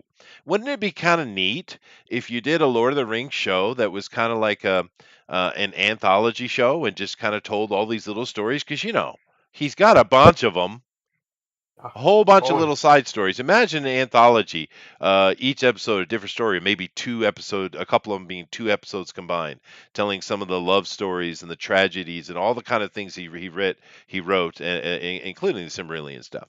That would be cool, right? Yeah. But nope. Nope. Not today. Not Not ever, apparently. today, baby. We get interracial love sex affairs. So, So stupid. it's So dumb. s Yeah. So, therefore, seeing as, I mean, it could be good, but it feels wrong. That informs this purchase, doesn't it? Yeah. Right? It's like CW's up for sale. We all know this. But who's going to buy that? That's kind of a dumb move, right? Why would you buy CW? Unless you plan on making radical changes. Yeah, but I mean, you gotta have a lot of money backed up, and you gotta have patience because people are kind of sick of the CW, right? So Yeah. it's not a fair purchase. Whereas Microsoft buying up Blizzard in this ongoing apocalypse over there is a very smart move because you Yeah. can sit on that for 2 or 3 years, while you're making some new stuff, and then boom, out of nowhere, new World of Warcraft, new whatever, right? I mean, there's so Yeah. many things owned by that. That's a smart move, right? Even though they overpaid for it. So I don't know, dude. I don't know. There's money here, no matter what, but the brand could be hurt, dude. It could be hurt, and this is the danger of letting anyone touch your shit, there, Tolkien family. Anyway, Yeah, move. ever since old Christopher passed, it's a shame. Yeah, no, It's a shame. it is. But curious, it like the Snake Eyes origin movie. Yeah, dumb. Dumb, and the thing bombed hard because of course it did, right? The whole fish out of water story with Snake Eyes just completely destroyed because he's got to be Asian. Okay, racist. Can't wait for the modern retelling of the whole thing, a la Baz Lerman Romero and Juliet and Leonardo DiCaprio and Claire Danes. Yeah, yeah, okay, fine. Yes, fine. Moving on. Ooh, we got a couple of comments from Mr. Pattinson here. Yeah, I don't disagree with him. Robin Pattinson describes Bruce Wayne as a weirdo, says his Batman persona is almost like a drug addiction. Yeah, I don't like the sound of that at all. Why? It's because It's it's accurate. not a drug addiction. The only reason he looks like a bat is to terrify the bad guy. He has a He didn't plan. say it It's was a drug focused. addiction. Well, the He thing didn't he though, didn't Batman is not afraid. Batman is not out of right. control. He's quite the opposite. He is Yeah. the ultimate presence of control. And this other comment here, Batman star Robin Pattinson says people of Gotham deeply fear the Dark Knight in Matt Reeves' film. the Yeah, people. not the bad guys, the people. Yeah, they've done that before multiple times in Marvel and DC, Hmm. where he's more of like a folklore, an urban myth, Hmm. something to be afraid of. He's not really a superhero yet, or seen as a superhero. Yeah, this is like pre year one. We agree with Yeah, that. yeah. Um, hmm. I think that calling him a weirdo is again people one never take anything Pattinson says in an interview at face value because he's probably screwing with you. He does it all the time. It's Right. literally something he's known for. And two, I don't disagree with him. I think what he means by drug addiction is it's something he can't quit, something he can't stop. Not that he's out of control, it's just he'll never stop. Can't. He's addicted to it. And weirdo, yeah, Bruce Wayne is a weird motherfucker. Are we gonna pretend like he's not weird? He's clearly weird. Look at his life. That's not normal. It's not a Yeah. normal person.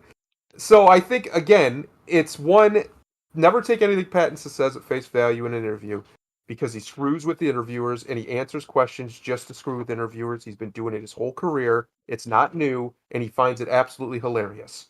And Well, two, also, I think people are really desperately looking for a reason not to like this. And I don't know why. And the only reason I can think of is they don't like Pattinson. They for because of Twilight and everything else, they just there's this bias people have against him that they well, can't get over, and he it's didn't weird to me. he didn't help the situation, dude. He How did didn't he help the not? situation What did he do because wrong? of all his prima donna bullshit. What did he do? Oh, what? Not working out, not coming He to the did work set, out. not That's being not true. ready, bitching, fucking a None girl of on the that's none of Gotham that's on the well, he did fuck Batmobile. the girl on the Batmobile. That's true, but all the other stuff isn't true.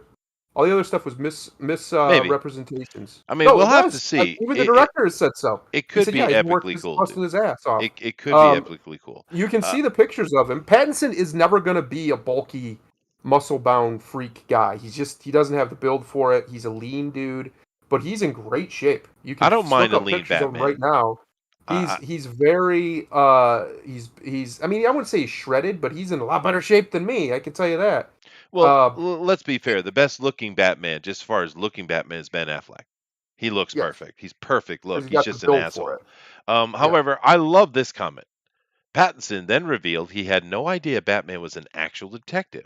And I feel like an idiot because I didn't even know that Batman was the world's greatest detective. I hadn't heard this in my life before, but it really plays. that's That good. that is a great little comment for you and I That's good. because you and I want the detective Batman. We don't want, Yes, yes. Bonebreaker. Yeah, exactly. And I don't mind if he breaks some bones, but I want to see the focus be more psychological. And I Yes. think that everything I've heard, like him saying it's like drug addiction, him calling him a weirdo, the way that they shoot the scenes, and he is very much more good English there, very Mhm. much more Mhm. Good brooding. job. Uh, and he has a brooding tone about him, and it seems like a more depressive tone. That's what I want. I want it to feel like a noir Batman almost, or like a neo Gothic. Yeah. And I think that's what we're getting.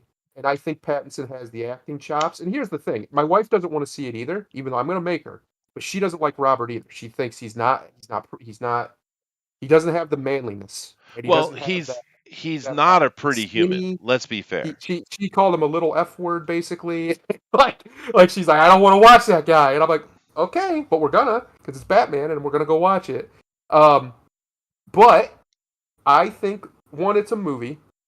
They can do a lot of crazy things with movies. Pattinson does have a decent frame. He's not a totally tiny guy. And I think if you shoot him correctly and you shoot him right, you can make him look however they need him to look. Lighting and things of that nature. I mean, think about how long people didn't know Stallone was a manlet, right? A lot of people didn't know he was a really small guy. He is a really Yeah. small guy, but he's freaking jacked, but he's small because you can do tricks that way. I mean, even Schwarzenegger's not that tall.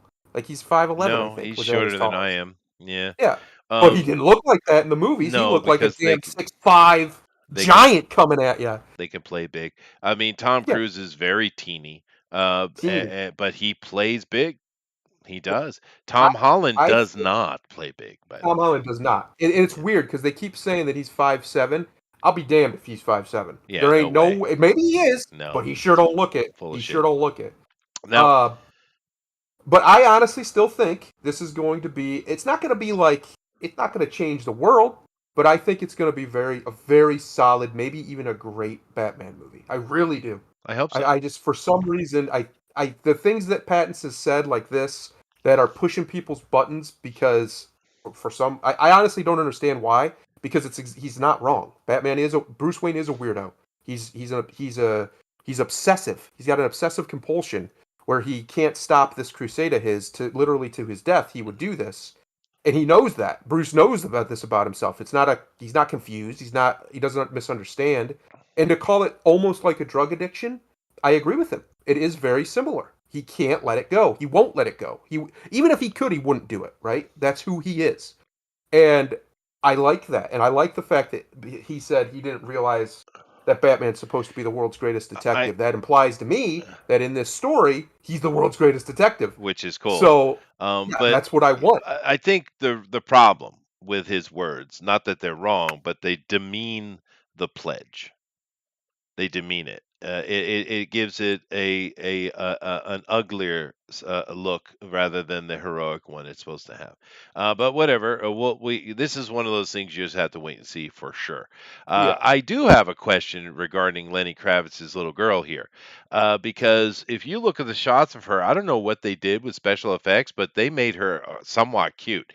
Because if you see yeah, her a real picture of her, that's a skull-faced alien, is what that she's is. not attractive, but She they've is a done very dog well. ugly dude. Movie Scary. magic, man. Movie freaking magic because that's an unattractive woman. And I don't know, what are you banging that for, Pattinson? What are you doing? What are you doing? You Lenny's can do going to better get than you. that. He's going to guitar you to death. Jesus. But we'll see, dude. Yeah, see, look what You they like did. right there. You don't look too small there. I mean, yeah, that's a lot of that's the suit, but yeah, that don't look too bad. I don't Me, mind I a I'm leaner Batman. I never have. I don't mind about that.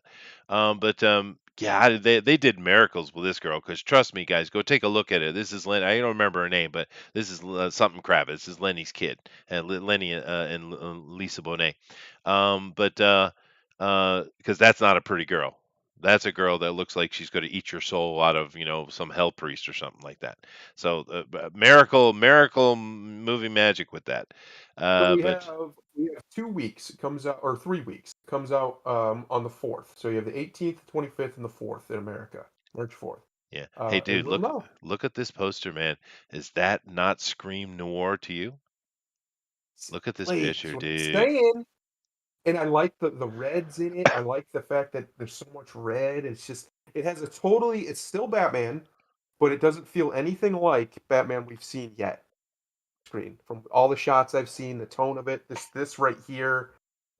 I don't know, man. I just have a feeling. And in all, let's be honest. Aside from Affleck, and he was fine. He wasn't great, but he was fine. They've never fucked up Batman.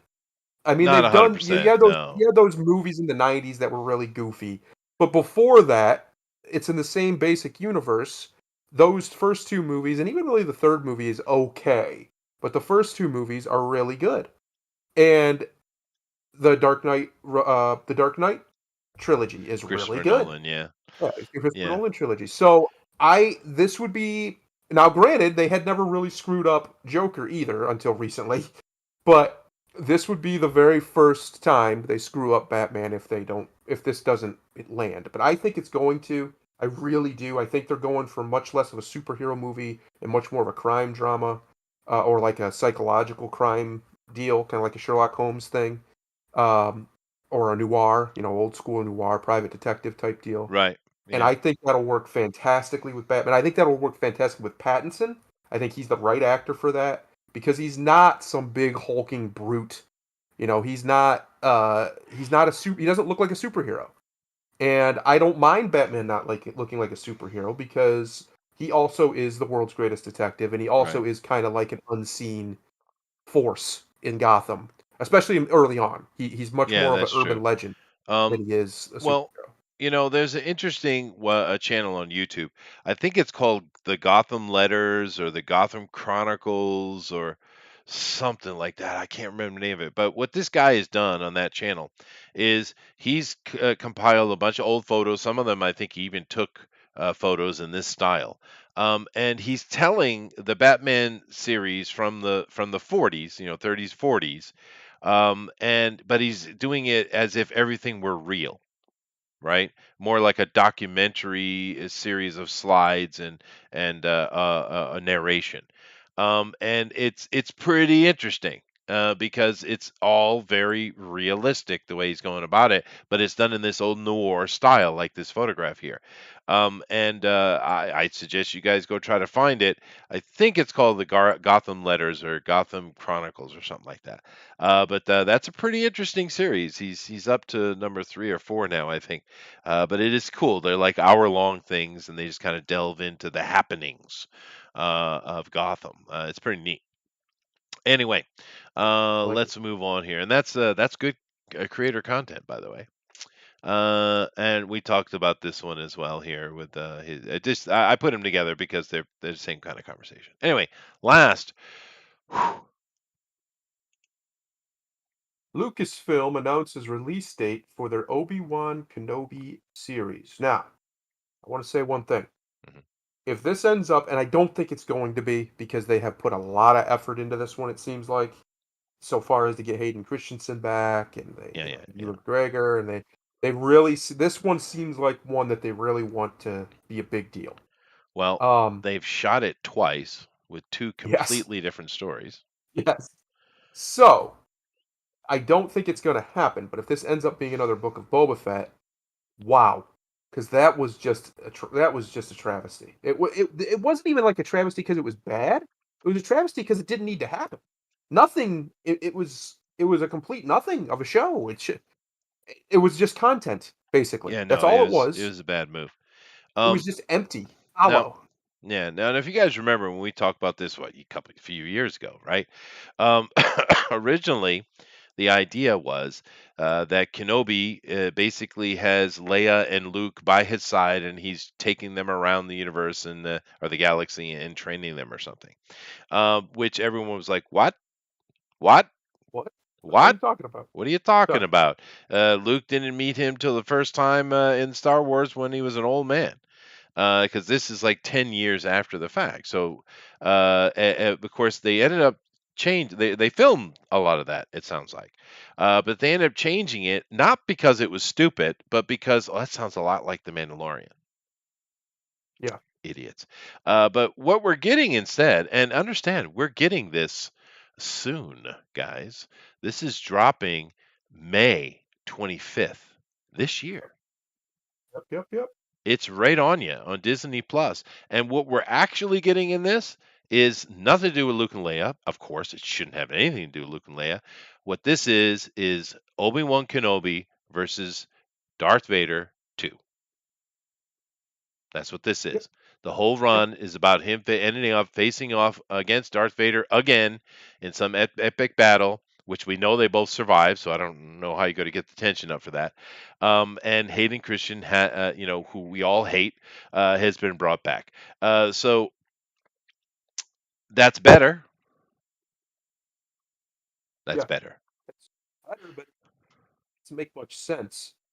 If Vader knew where Kenobi was, he would have went and killed him. Like Yeah. Well, I that. think Kenobi goes after him is probably what happens. That's Um, even worse. Yeah, That's I even worse. know. I know because he's supposed to be watching the kid. But I don't know how you're going to make it compelling is the problem because Kenobi already beat him. Okay, so now you have a Darth Vader who has less of his body to control his midichlorians and his Jedi power, and therefore he's weaker than he was. Right, he's still wicked badass comparatively, but he's weaker. Obi-Wan already beat him. It's already done. So that's one. Two, we know they both survive. We Yep. know they both survive. So And they don't mention this. Oh, anywhere. Um, anywhere. It's just Especially when they meet on the Death Star, he says, "Ah, my old master, yeah, long time no see." Right? I mean, it doesn't fit the narrative. It would be cool to see a banging Obi-Wan Darth Vader fight, I suppose. But to be fair, at the end of that movie, which seems to be the third one, seems to be the favorite of the prequels for people. But that fight at the end is stupidly long. It's way too long. It's stupidly long. It's dumb. And I get it's supposed to be this big epic and they spent ridiculous amounts of money. I understand that. And maybe you love it, but it's way too long, dude. So we got to get another one of those, or we got to get a bunch of little fights. This will be a limited series, so maybe 8 episodes or something like that. But I don't know how they're gonna play it, dude. But I Yeah, I think don't you're either. right though. They're putting a lot of bank on this one, dude. Which good. I don't hate that. I love Obi-Wan Kenobi. He's one of the best characters ever put to film, I think. Yeah. Even in the prequels, he's probably the best character. And Yeah, even though there's plot holes just everywhere, dude. well, yeah, that's thanks to George. But just- man, and he kind of is one of those characters, like you said. He beat Anakin Skywalker, He beat beat him. him. Yeah. No questions about it. He beat the man. So he's one of those characters who doesn't get like that. It's weird. He's not put in the conversation as one of the most powerful characters often, but he clearly is. If you beat Anakin Skywalker in a you straight up beat him. So I don't know. It would be nice to have Obi Wan get a little bit more respect in that regard, It but would be, I but don't trust this show at all. I don't know why we're gonna have a rematch between him and Vader. That doesn't even make any sense. There's no reason for it. Lucas, that was one of the only really good things Lucas did in those prequels. One of the probably the best thing, in my opinion, was the way he tied that knot together. Yeah, it's not perfect, but it's a lot better than a lot of the other stuff, and it makes sense why Vader would want revenge. Why Vader would be oh, willing to kill Vader Obi Wan. definitely wants revenge on Obi-Wan, I would say. Yeah, But I think if you want to do Obi-Wan, it would have been better doing like a prequel. How did he become the Padawan of well, whatever the Qui hell, Gon Liam, Jinn, yeah, well, Liam Neeson's Gray Liam Jedi. Neeson, How did that Blaze. happen? That would be an interesting prequel. Or he's sitting on Tatooine, and there's like a crash, or there's someone shows up, and he's worried that they might find the boy, and he goes out to try to, basically assassinate and quiet that noise. That I think are the only options you could do with Kenobi. The problem with Kenobi is he's so locked in, right? It's so locked in. You have his history, and they keep saying his friend. I don't know that Obi Wan and Anakin were ever friends. I don't know if I go that far, but whatever. You have him locked in from the time we see him, where he's a Padawan himself, all the way through Anakin. He goes to Tatooine, and then he dies. There's Yeah, just not much you can do with him. yeah. They're, the best weird part is they just rewrote, or I guess not even rewrote. They kind of already filled in a lot of his stuff on Tatooine, like in They the did. Rebels show and whatever. Him and Darth Maul had their final actual battle, which, as far as I know, is canon. Yeah, no, in the So animated show, yeah. is Darth Maul going to show up? Like, I just don't. What are we doing here? What is the point of this? Now, if this was Darth Maul and him fighting, I would much rather that because that wouldn't be as you Well, it could makes do a more little bit more of sense. that. Yeah, Yeah, yeah, and I think the thing that the Clone Wars show did that was really great was the Darth Maul Obi Wan Kenobi rivalry. yeah, Um, and they did kind of wrap that up pretty tightly, so that's kind of that's already what I'm done. saying. Yeah, Everything's kind of that's what I'm saying. All these knots are tied pretty tight. Are we just unraveling them and retconning? Is that what we're doing here? Because that's what it feels like, and that kind of sucks. yeah. Because it just Devilish seems Boredom, you're unnecessary. right. That little fan film was awesome.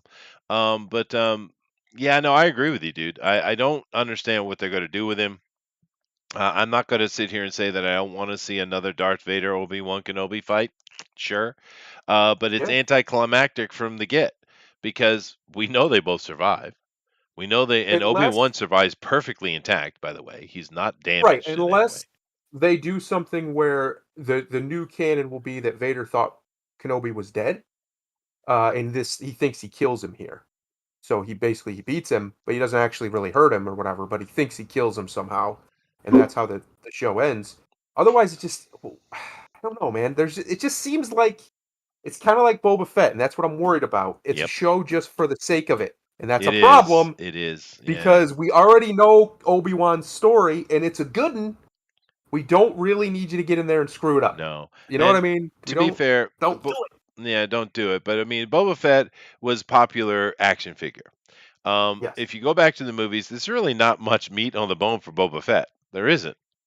So therefore you're creating mythology out of nothing, and they failed obviously. Obi-Wan's Yeah. different. He's a key important character in the storyline, and we know who he is. We understand Yes. who Obi-Wan is 100%, and And at this time, he's one of the most powerful people in the galaxy. he Like, he's up is. there. He's He's a heavy he's hitter. he's the top sword fighter, right? Yes. But keep in mind, we already have canon in regard to this, because in Star Wars, the original, Star Wars: A New Hope, when he and Darth Vader meet and they have their little chat, and it's amazing how much information they threw in that short little scene. By the way, that's storytelling.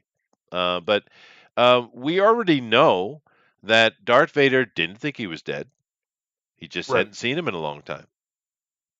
There was none Exactly. of that. It's already canon. We already know. That's what I mean. You don't have wiggle room with Obi-Wan. He's been written tight. This is a tight knot. He's one of in fact, he's written so well, he has to be one of Lucas's favorite characters, He I would must be. think, Yeah, that's true. because he is one of the best written of all the characters. The only one who might be better would probably be Luke.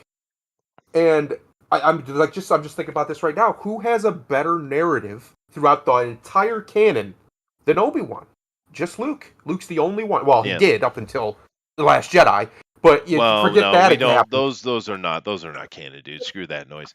Because the one thing I have to give to what's his face there, John Favreau, when he brought Luke in at the end of the Mandalorian. Spoilers. Um, that Luke, even though it was CG and it wasn't perfect, I mean, who gives a shit? That was Luke Skywalker, though. Yes. The That was my the Luke Skywalker. That's the the Luke Skywalker I master, remember. well, but it Yeah. was the master Jedi, calm and in control, Yeah. of No anger, himself, right? no Um, excessive violence. That wasn't, he did what he needed to do and only what he needed to do. Like, that's what a master Jedi looks like. yeah, and And and the Last Jedi one was basically an alcoholic. yes, he came off as like an old bitter drunk at a bar. That's what Yes, he he did. came off Yeah, as. Oh, it's just stupid. oh, Yeah, yeah, oh, it's so bad. But Obi-Wan, that's what I'm afraid of. Let's be honest. Let's get all the cards on the table. The truth of the matter is, the thing I'm actually afraid of is them Last Jediing Obi-Wan in some way. They somehow make him far lesser than he was. Because think about his character. That's a pretty impressive sacrifice that he gives of his life at the near the end of right for the last 20 years or whatever it is to watch over this kid. yeah. That's amazing devotion. That's a hero. That's a heroic thing to do only on the hope that this kid will grow up to be something special. That's pretty damn heroic when you think It about is, it. That's very and romantic. and I have to say one of the better tie-ins that Lucas did do well, because his prequel is not all bad. There are some good Yeah. points in it. We won't talk about Jar Jar Binks, but one of the really good tie-ins he did do, probably the best one he did, was explaining how Obi-Wan did the whole thing of dying, but his body disappearing and becoming a Force ghost. Yes. Because tying it in that Qui-Gon Jinn had learned it, and he passed the information on to Yoda. Yoda passed it on to him, and he had to train it while he's on Tatooine. That was a nice, clean tie-in. That Yep. was nice. Because here we have in the very first movie, he knows that he's going to become a Force ghost. His body disappears, right? Yes. So this move, this power play, this Jedi ability was in play in the very first movie, right? Yep. So And like I was saying, Obi-Wan is probably the best written, like consistently character for Lucas besides Luke himself. When Lucas was doing it, especially, he doesn't. There's not a lot of beats missed with him. It's George really understood this character even in the prequels. He understood who Obi-Wan Kenobi was more than I think he did Anakin. To be honest with you, clearly he didn't understand Anakin, because the Anakin we got is not Darth Vader.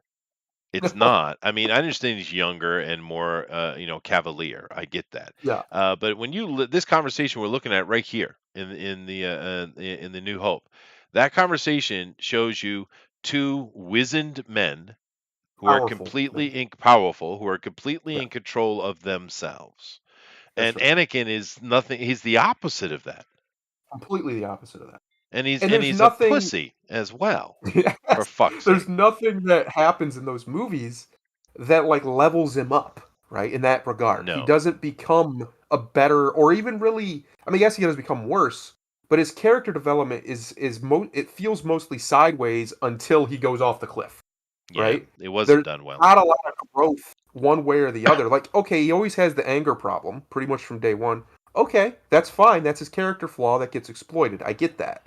But it doesn't really develop until the third movie, where he finally, it finally completely overcomes him and whatever, and then he falls off that cliff. Yeah, but Um, I get your point, and I see where George is going with it. But that's not what he presented us with Darth Vader from the beginning. Darth Vader is correct. not anger. Darth Vader is No. narcissism. Yeah. I Ego. it's ego, dude. Mhm. And he completely missed that. Now, if in the second movie, the prequel movie, he had Anakin being brash and all that kind of stuff, and something really bad happened in that movie to make him back up and kind of think about what he's doing, but the whole time he's just more and more frustrated with the choices of the Jedi, which they don't display that well. They don't No. illustrate it to Correct. us. Um, Like I've always said, the prequels have a great story. It's just told terribly. yes. That's the problem. The way he like manipulates through uh what's his name? Palpatine, and just the storyline in general, Anakin, I see everything he was trying to do, but he just doesn't land it. And part of that's the acting of Hayden Christensen but most of it is the direction of Lucas. Let's be honest. That's what it is. That's the problem. Yeah, yeah, And that's there's so much like where they show that Anakin is getting more and more annoyed with the decisions the Jedi are making. And in fairness, he's right. The Jedi are breaking their own rules. oh yeah, He's absolutely correct. they are. So But it's a shame that we excuse me. didn't get that more what's the word, competently presented because Yeah, and it's a good storyline. It's just not told well, and they could and have. that's a shame. It is a shame, and they could have put in a couple of things to kind of illustrate that. Like for instance, the excuse me, the Jedi demanding that all Force sensitives be brought to the temple. Yeah. No matter what the parents think, right? Yes. It's a little That kind of much. thing. A little This harsh. kind of flippant disregard for people and just offhand decisions without thinking about the people, which the Yes. Jedi Order does, right? Yeah. They could have done these kind of things and have Anakin be a purist, pure Yeah. justice, right? And he just becomes more Like and more anger, and and his and actions frustration. and frustration, and he feels the Jedi must be destroyed. And in Yeah. the destroying of the Jedi, he ends up getting himself in a bit of a catch-22 where Ma, you're on dark side now, dude. And we can tell from the third movie, Return of the Jedi, that he was always kind of waiting for an opportunity to get out from under the Emperor, Yeah. right? That would have Absolutely. been a good narrative, but they oh my God, they failed it so miserably, dude. And then again, the reason why I'm bringing this up, talking about this, is because Obi-Wan himself, throughout that thing, his narrative is by far the best. It's It the is. most concise. Ewan is the best actor of the main cast, I would say. Yeah, Clone Wars And fleshed him out really well. yes, and I think if they're going to do this, they're going to have to either decanonize something so they can have some wiggle room, which I don't necessarily like because I like Obi-Wan's story. It's actually one of the best, like I said, it's one of the best Yeah, stories, that's the problem. It's like too tight, dude. character stories. It's just so tight. I don't know how you're going to fit anything in here. Yes, I get there's a big gap of like 20 years where he's basically just hanging out on this desert and they're like, okay, you can do something, but you can't do him and Vader face off. That doesn't make sense. It No, just doesn't make sense. yeah, I really think this character should be left be. I understand why they want to do it. I get it. But it just should be left be. Unless you want to do some Clone War stuff, which I mean, you could do, or a prequel, How Did He Become a Padawan, something like that. But who knows? I mean, it could just be a simple little fun romp, and he ends up facing off against Darth Vader 2 or 3 times. I mean, could be just that, fan service. Yes. Yeah, so which is okay. I don't hate fan service. I'm glad that they're actually making an attempt to appeal rather to their fans because it's a lot better than what we got. Um, but if you're doing it just to do it, that's when it becomes a problem. mhm. If you have Well, a story you want to tell and you can throw some fan service into it, okay. I'm But fine, lady. I'm just worried, man. I don't want him to screw up Obi-Wan. He's Right. like I said, he's one of my favorite characters. He is definitely the best character in the prequel trilogy. Well, Uh, and he already has canon for his whatever near 20 years yeah, on Tatooine because he did leave a couple times. I mean, who's his girl there that's with the Mandalorians? Mira or what is her name? Like the queen of the Mandalorians is his lover, right? yeah, I And can't remember her they name. had some like canon with him doing something with her. He didn't want to leave, but it was she begged him and he and loyalties and he went and helped her and left the planet. Something like that. You could do that storyline, but they're not. They're doing Darth Vader. I don't know, dude. Strange. Yeah. Well, anyway, guys, that's what we got. And I don't know if it's good or not, but there were some interesting things in there. Definitely check out Palladium Games, and let us know if you're excited about the Pattinson. Now, who is your new character icon you got here? Who is that came in? Is that Grimlock? That's Korlak. Oh, Hey Ben, what's up, dude? Cormac. What's going on? I got here just in time. I was about to. I didn't want to interrupt the flow that you guys had going on, but I had all of my own opinions about all the stuff going on with Obi-Wan. So Well, we haven't spoken in forever, dude. I know we But have. well, okay. Give us your opinion on the new Obi Wan. What do you think about that, dude? I think the intention is good, but we have two core fundamental problems. One, we got to get away from Tatooine. Oh Holy my God, crap! dude, I Oh agree. my god! I That's mean, like, we gave them a lot of leeway for Mandalorian. We gave them even more leeway for Boba Fett, but like they keep talking about how like Tatooine is supposed to be this like shithole planet out in the middle of like nowhere, right? You're right. And like it's the center focus for like every big thing that's happening right now, and it's really losing that reputation within like the fandom. And It is. for my for my sense, like I want to see more worlds. I want to see other locations. Like Star yeah, Wars is so much more than just a desert. And the fact that we're having yet another series that looks like it's going to be, because from the poster, he's walking in the desert, right? Which leads me to believe that we're going to at least start on Tatooine and going to be kind of focused on Tatooine for a while. Like, it's just kind of infuriating. Like, I want to see other planets. I want to see other places, other cultures. And we're just so hyper focused on this one planet that's supposed to be out in the middle of nowhere, right? Yeah. So it's awkward, right?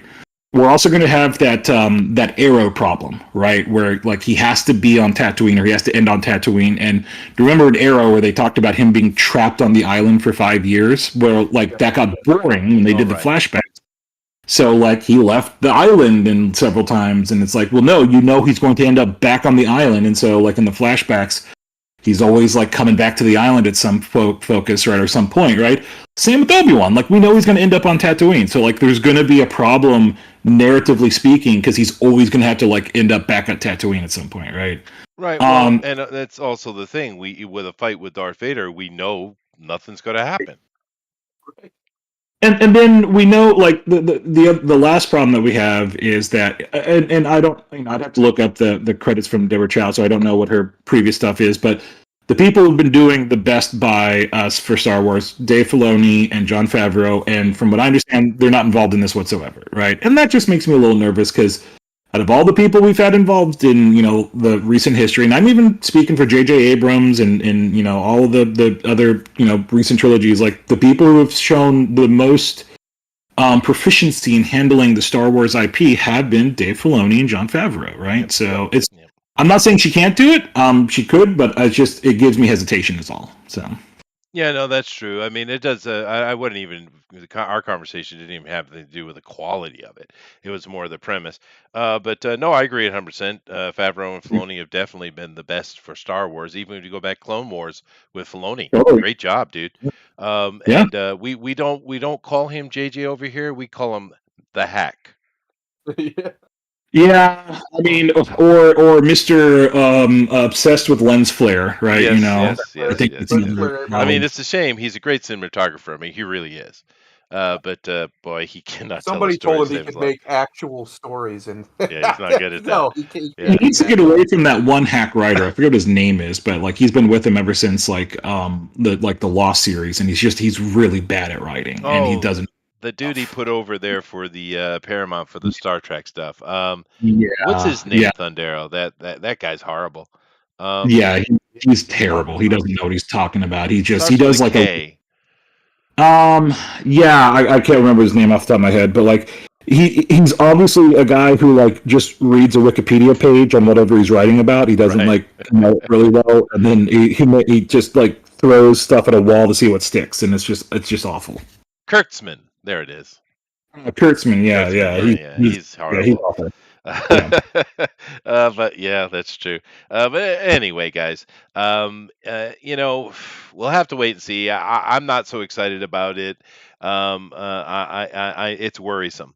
it is. Also, in regards to the Batman, I know Thundero is a true believer, and I hope it's good, Thundero. I really do.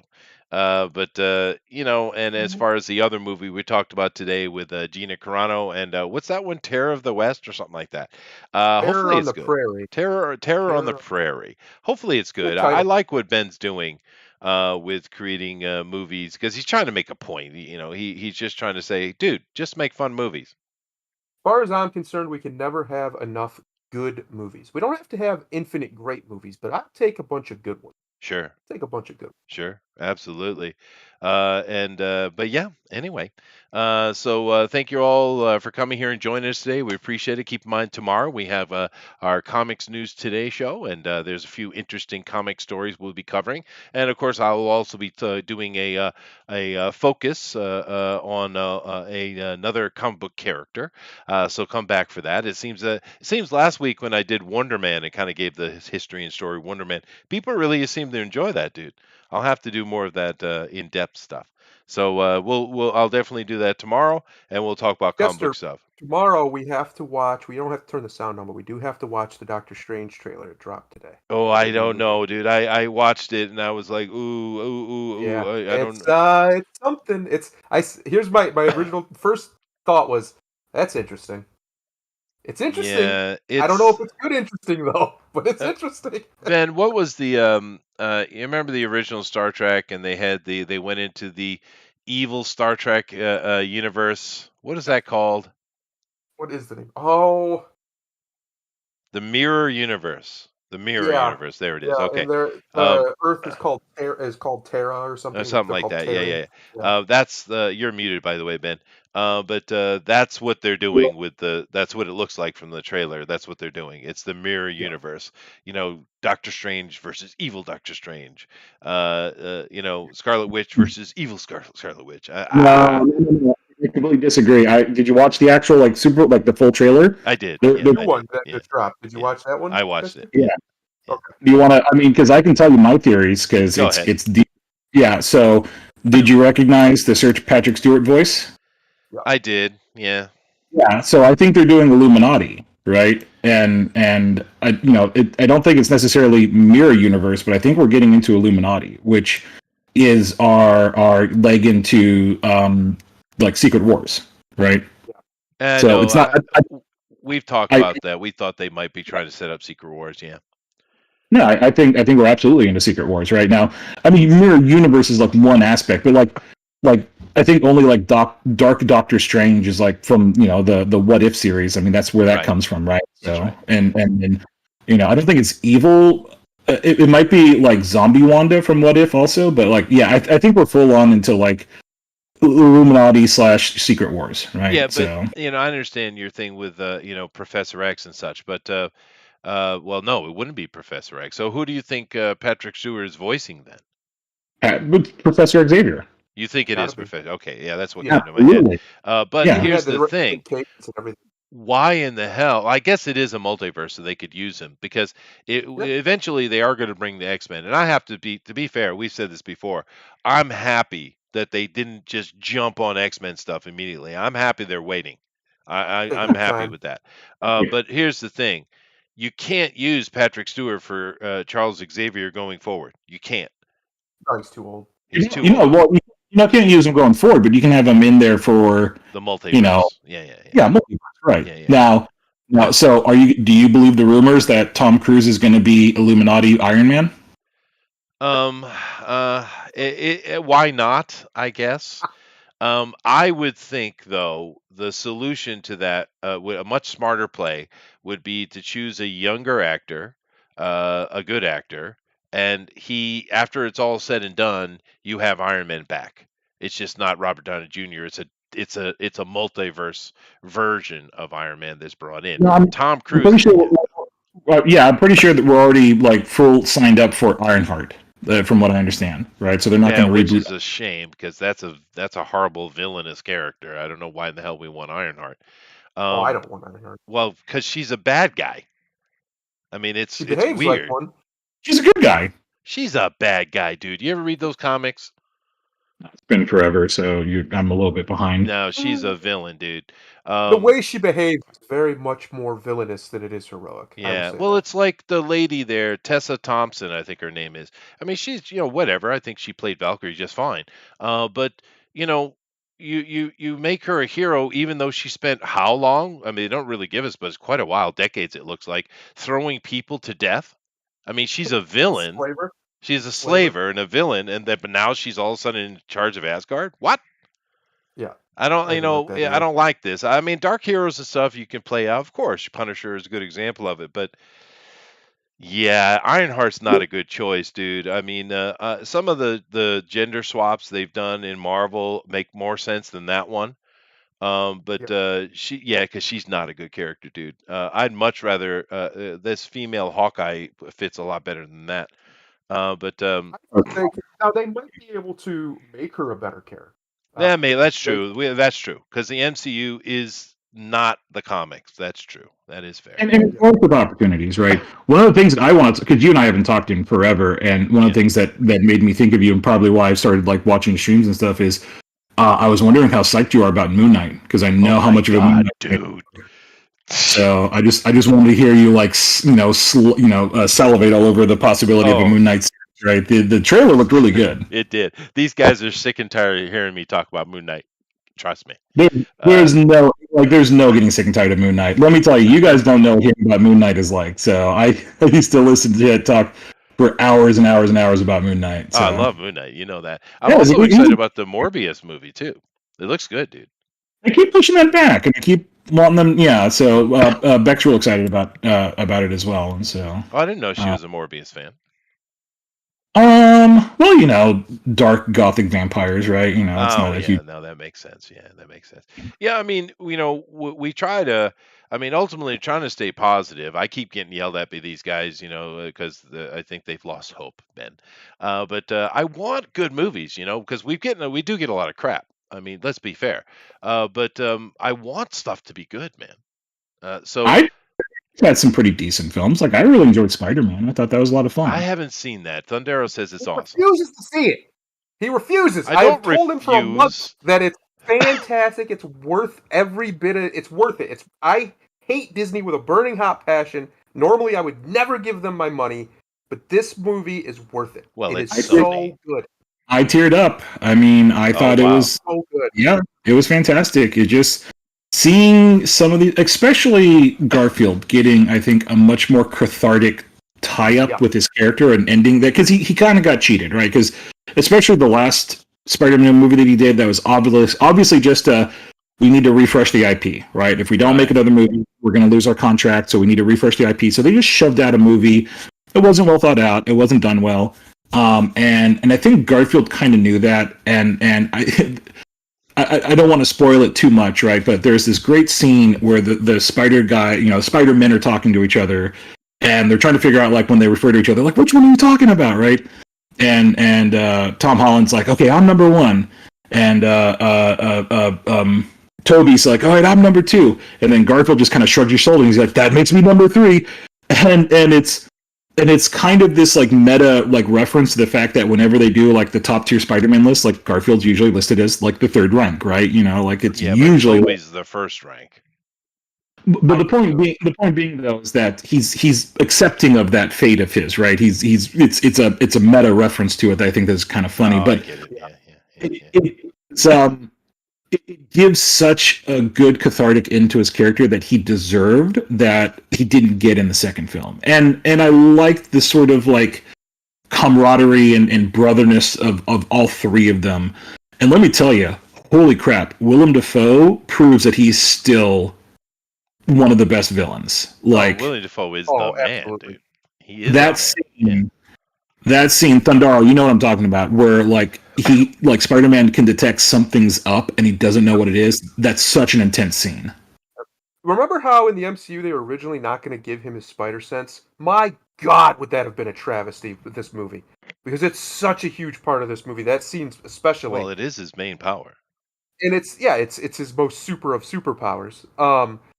And oh man, that whole scene is really good. Well, It's really good. Chester, I'm telling you, you're gonna love this oh, movie. I'm I gonna love watch it. it. I just can't go to the movie theater because my wife doesn't want to go because the government said please stay inside.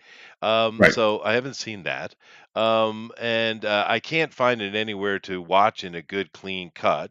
So I just have to wait. I do, of course, I want to see it, but Oh, it's seeing so as you good. mentioned the danger sensor stuff, and Ben had mentioned Secret Wars, let's talk about the fact that in the original Secret Wars, Spider-Man went in and because he was listening over was eavesdropping on, literally it was something eaves eavesdropping on the X-Men, and the X-Men were talking about leaving the Avengers and kind of gotta go somewhere else, and he thought they were getting ready to betray the Avengers. Of course they weren't. So he went in to take them out, and he took the entire X-Men out. Spider-Man did, quite Yeah. easily actually.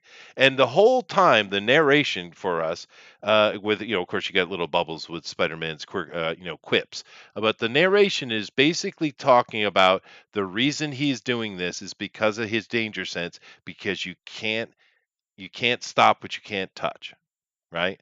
And so it's a perfect example that those panels in that page, or a couple of pages in the Secret Wars, showing that his true power is his danger sense. It was pretty Spider pretty sense. cool scene. If you guys haven't It's read why Secret Wars, Venom's go such read a it. great villain for him because he's immune to it. It doesn't trigger it. Oh, that's Um, fair. Yeah. yeah, no, honestly, that Spider-Man movie it's the best Marvel movie they've put out since Infinity War. It might be their best one they've ever done in the That's cool, MCU, dude. and Well, it's just solid from beginning to end. But it took 6 movies, but they finally got Tom Holland to feel like Spider-Man, to act like Spider-Man, to right. be Spider-Man. So it's better than This Endgame, is what you're saying. yeah, the suit at the end is spectacular. It looks like it came right out of a comic book. I love it. It's just they just I don't know who was in charge of it. Like I don't know why they're not in charge of everything because I they think just Mark killed it. Webb still, right? I mean, he's directed all of them, I believe. So I think I it's think still it's the same director, but there was definitely a different everything to this. This was a different tone than the other ones. It had the right amount of humor and the right amount of comedy, and then it had the right amount of serious. Like the balance was different. It didn't even really feel like a lot of the MCU movies. A lot of those have way too many quibs. There's way too much snarkiness, yeah. and this one just didn't have that. It had just the right Yeah, amount. but And the oh man, problem I have, Zendaya's still in it. well, you're trust me on this. I think you'll be happy at the end. Then. I hope they do the Gwen. I hope they Gwen Stacy her. So harsh. Yeah, I can't stand Zendaya, dude. I cannot stand that hack. I mean, she is a perfect token, and it's like Jesus Christ. Like I Um. said, I think you'll really like the ending. All right, Let's put it good. that way. Yeah. You're a Zendaya fan, Ben? I think she's an interesting take on the character, and I'm, she does a lot of different things. I don't have a problem with her. I always just consider these, and this is kind of how they address it in the film as well, right? That there's a multiverse. There's different types of Spider-Mans. There's different types of characters and all over the place. So I don't consider her a token per se. I just consider her a different No, no, interpretation of no. the character. Let me reiterate myself. I don't care anything about the MJ character in the Spider-Man verse. I'm not talking about that. I'm talking about Zendaya herself, the actress, and she is become the favorite little token of Hollywood, and they've been throwing her stuff for years now just left and right because because she's their token. And I just wish they'd pick a better one, right? Because I don't know if you guys noticed with all this kind of noise that's been going on in Hollywood, pushing for a lot more, say, black actors. That seems to be the focus. Well, you know what we've seen happen? A lot of really good black actors are showing up, dude. Have you Yeah, noticed? There's some absolutely. really good new films with some new black actors that are great. I mean, fantastic. Why do Yeah. we get stick with a freaking hack like Zendaya, dude? I'm I sorry. don't know. I'll tell you what I We really know feel what later. Hollywood does. We know what Hollywood does. They get this bug up their butt about certain people for a while, and they're just everywhere. And that Yeah. she's on that hill, she's on that wave right now. Tom Holland is another one. He's all over the place. Um, for whatever reason, Hollywood executives just all get in love with certain actors for Yeah, a they minute, do. That's true. and it That's just fair. wanes Yeah, away and I then mean, goes away. we see this all the time. I don't think it's anything to do with her or again tokenism per se, but like it's like remember when people got really tired of Will Ferrell because he was like in everything, and we're now having the same problem with Chris Pratt because like they announced him in way too many movies back to back, and everyone just kind of rolled their eyes. Yeah. So I think this is a Hollywood problem in general when they think they find the next hot commodity, and that it just gets like the person gets overused. So Drive it into the ground. yeah, and poor Chris Pratt, he got announced for one too many things, and especially like when he got announced for the voice of Mario, and everyone's just like, "Come on," right? Yeah, no, And I get that. But yeah, there's a difference between those things. Chris Pratt is an entertaining actor. And you're right, He is. that is definitely what's going on with Chris Pratt, and we've seen it with Will Ferrell, who I hate. Yes, I get what you're saying. The difference is the reason why I use Token for her specifically is because she's a hack, dude. She's not a good actress. She is I not. Like I I mean, said, I think you're gonna like the end of this movie, Chester. I Yeah. really do, and she actually does a very good job Oh with what she's God. been given. I just trust me. Just you gotta trust me on this. Yeah, I just You're don't gonna like like that it. actress particular, Ben. You're no, gonna and like that's it. you're perfectly allowed to like not like an actress. I mean, I would never tell you otherwise, right? I'm just saying that I have I have my own problems with Chris Pratt mostly because he's like a one trick pony, right? He Oh is yeah. Chris Pratt. Yeah. He doesn't do Like anything Tom different, Cruise. right? Most of Yeah. them are. Yeah. And I just get tired of seeing him cast in stuff where he's just cast to be Chris Pratt in like another thing, right? And Right. If they and were ever gonna make another Han Solo movie, it should have been Chris Pratt. Yeah, no, he would have That's been who they good should for have that. picked Yeah, that's from true. minute one. It Yeah. shouldn't even have been a conversation. They should Yeah, have just but been like, yeah, Chris, how much you want? but you that's the know, larger problem. Do we need another Han Solo movie? Make a different. No, That's my no, other we not at problem. don't need. all. We don't need. Not at We all. don't need. We need something We need, completely like, outside of the frickin' Skywalker family. But Yep. Hollywood definitely has tunnel vision. We know this, and they get caught up in that. And of course, Ben, you lived here in Japan for a while. You know that Japanese are worse. They are more tunnel vision. I mean, the oh, actual actor pool here in Japan is what, 10 people? I don't know what it is, but it's ridiculously small. So I get all that, and that's correct. I just don't like her. But I don't really like Tom Holland either, though. I'm not really a fan, but he doesn't I make think my I skin might crawl. go She see makes my that skin Uncharted crawl, dude. movie. I'm a massive Uncharted fan. I love the games, and I've wanted it to be a movie for a very long time. So I probably will go see that Tom Holland Uncharted movie. Mm. He's just I not feel like Nathan we've Drake. already got our Uncharted like mini movie with the Nathan Fillion self-made fan film. So I Yeah, mean, yeah. He's just not Yeah, Nathan yeah, Drake, baby. man. He just They doesn't should have do his done that job. years ago with him, dude. They should have. yeah. The problem is he's kind of aged out of the role, and Nathan Fillion was the perfect pick for Nathan Drake, right? Like that's just there's no two ways about it, right? I'm less upset about Tom Holland as Nathan Drake, and more upset that like. I mean, I guess in the recent trailer he did have a mustache, but it just looks awful. Like, why do Yeah, that's true. Marky Mark Well, is the Sully? way it That was was, such a miscast. they were trying to make this movie 10 years ago, and it just didn't happen. And Wahlberg was originally cast to be Yeah, Drake. that's true. That is true. So Yeah. they waited too long, and basically he's too old now. So they're like, well, what about if him just being Sully? And he's like, I don't care, that's fine. And that's literally the only reason why he's Sully. Yeah, You want I agree though. I you don't want to know talk if I about buy actors him. you hate? That is an actor I hate. I am tired of Marky Mark. He needs to stop being this thing. He looks yeah. exactly the same. He doesn't have any range. What was that? What was that movie about him being like an immortal that he was cast in? That was just awful. That was just like I forgot what was the name of that movie. Sounds And like a movie I didn't see. Yeah, I did And watch it. It's the very thing mediocre. Yeah. But the thing that really upset me about it was that there was a much better actor who was cast as his like quote unquote mentor that I would have been much preferable to see him as like the main character. The Chewie, whatever his name is, the guy who plays 7 Years a Slave or what have you. He's a really good actor. What, Idris Um Elba? no. Wow, hold on. What Mark? Hold on. Let me Well, see. dude, Hold on. there's a lot of great black actors that come up over the past 5 years or so, dude. A lot of them. No, I know. Okay, so what is this? Was it Infinite? Is that the name of the movie?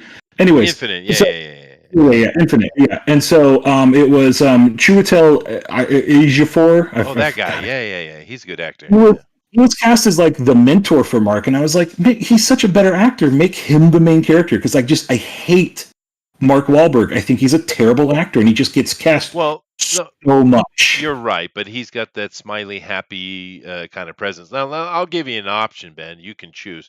You can only have a set of movies for the rest of your life. It's either Marky Mark movies or Steven Seagal. You pick. Can I just kill myself?